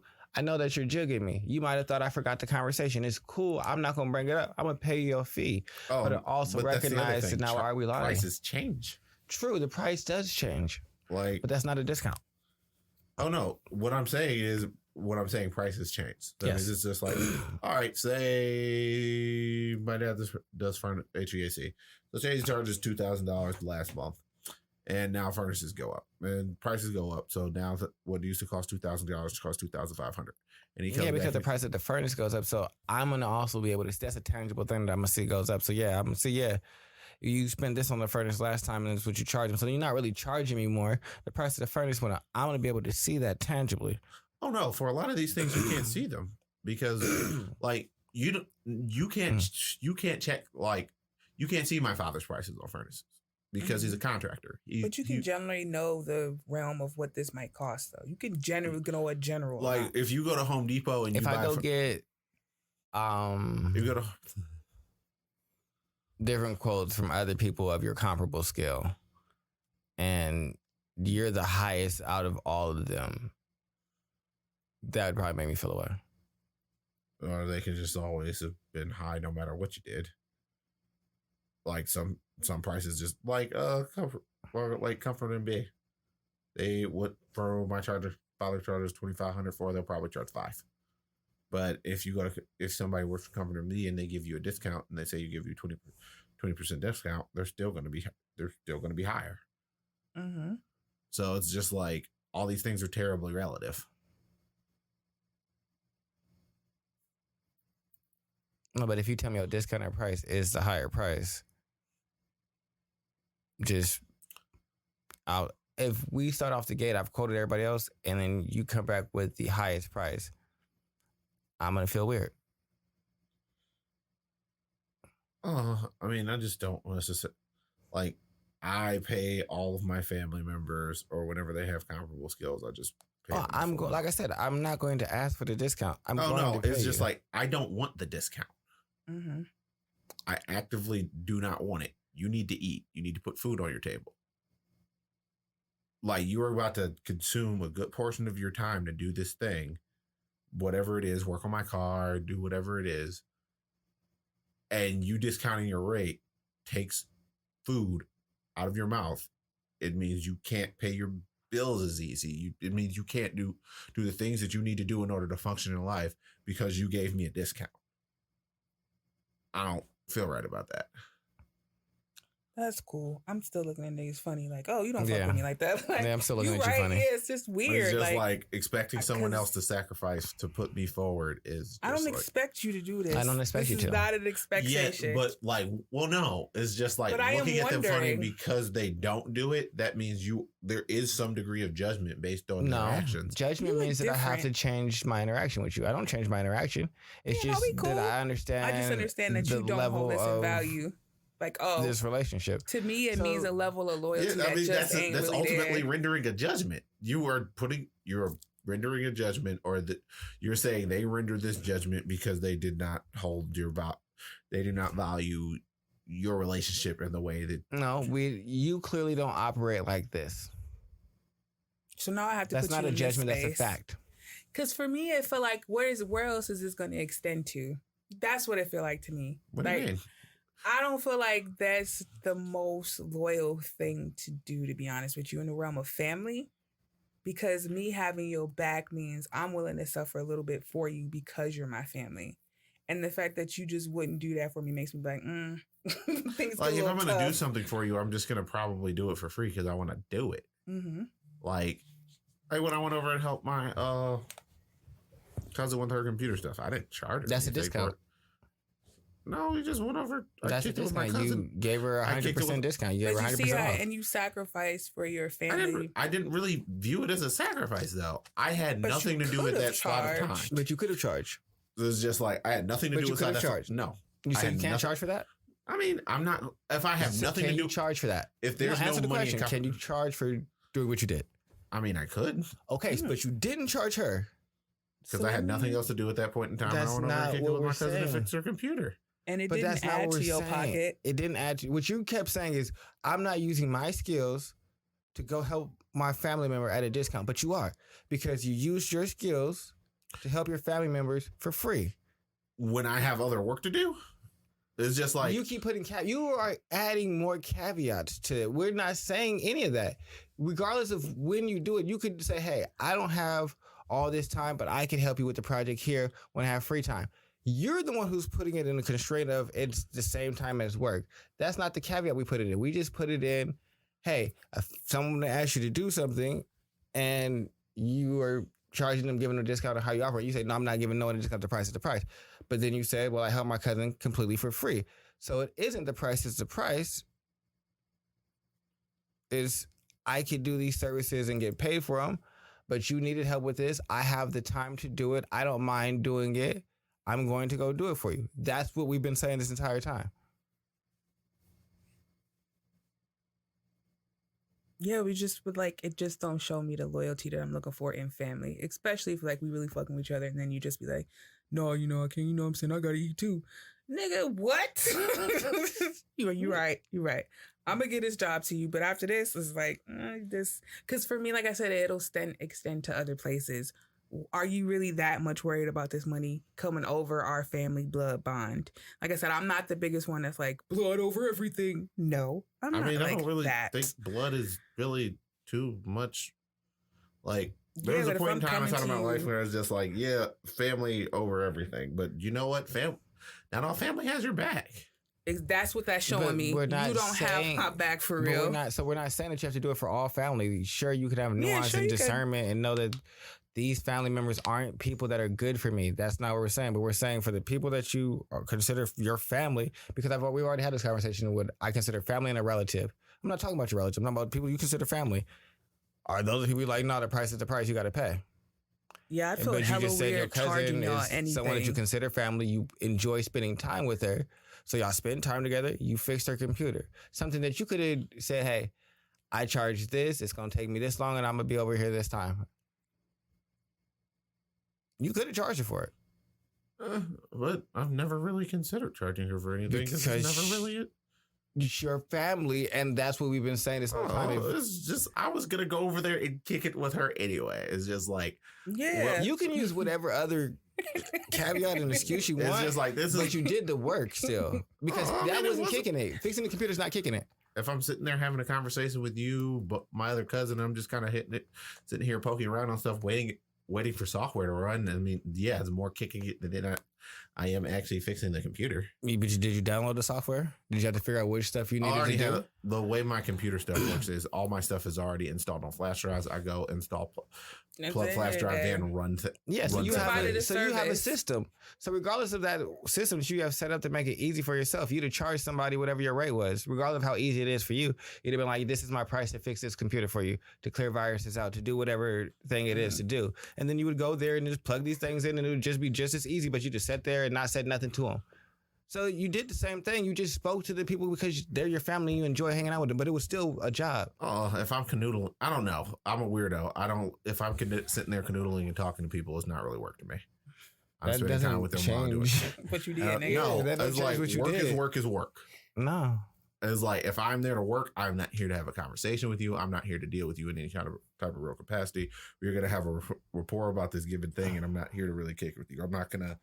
I mean, you're not going to buy me lunch. You're not going to do any of these things. It's just like, no, that's not how I function. Maybe I'm a weirdo. But you do that with your family and just don't call it work. It's not really work. You did work things. Well, no, it's not really work because I'm not sitting there doing everything as fast as I can do it. I'm not sitting there I'm not being the most economical. Your family probably doesn't expect you to be the most economical. They know they're here jaw-jacking with you and shit like that. And hey, you give me a little bit of discount. It's probably going to take you a little bit longer because it's probably not your main priority. Those are all understood things when you're dealing with family in situations like this. So like I said, that's why I don't understand. You just keep putting caveats that don't change. Well, no, I just think I'm pretty binary on things when it comes to certain things, and it's just like it's either work or it's not. And if I'm not here, and there was no guarantee that I was going to be able to fix the problem. I just was there. I did what I did to help, and then I left. It's like there's just certain maybe I'm just being too, what do you call it? Literal? Yeah, maybe I'm being hyper literal about everything inside of this case, which sometimes I can be. Yeah, I'm not going to bullshit in that, but it's just like, inside of my head is just like, yeah, especially when hyper literal because you did work. Was it in the best way? No, but I would say it was work, but I don't know if we have any other topics we want to cover. Anything else? No? Well, if you guys want to like, subscribe, hit the motherfucking heart, share the episode, tell a friend to tell a friend, smack your girlfriend and tell her to tell her other boyfriend. She got another boyfriend. Don't act like she don't. It's all right. Tony's the other boyfriend. Hello. I'm our girlfriend now, and we out of here.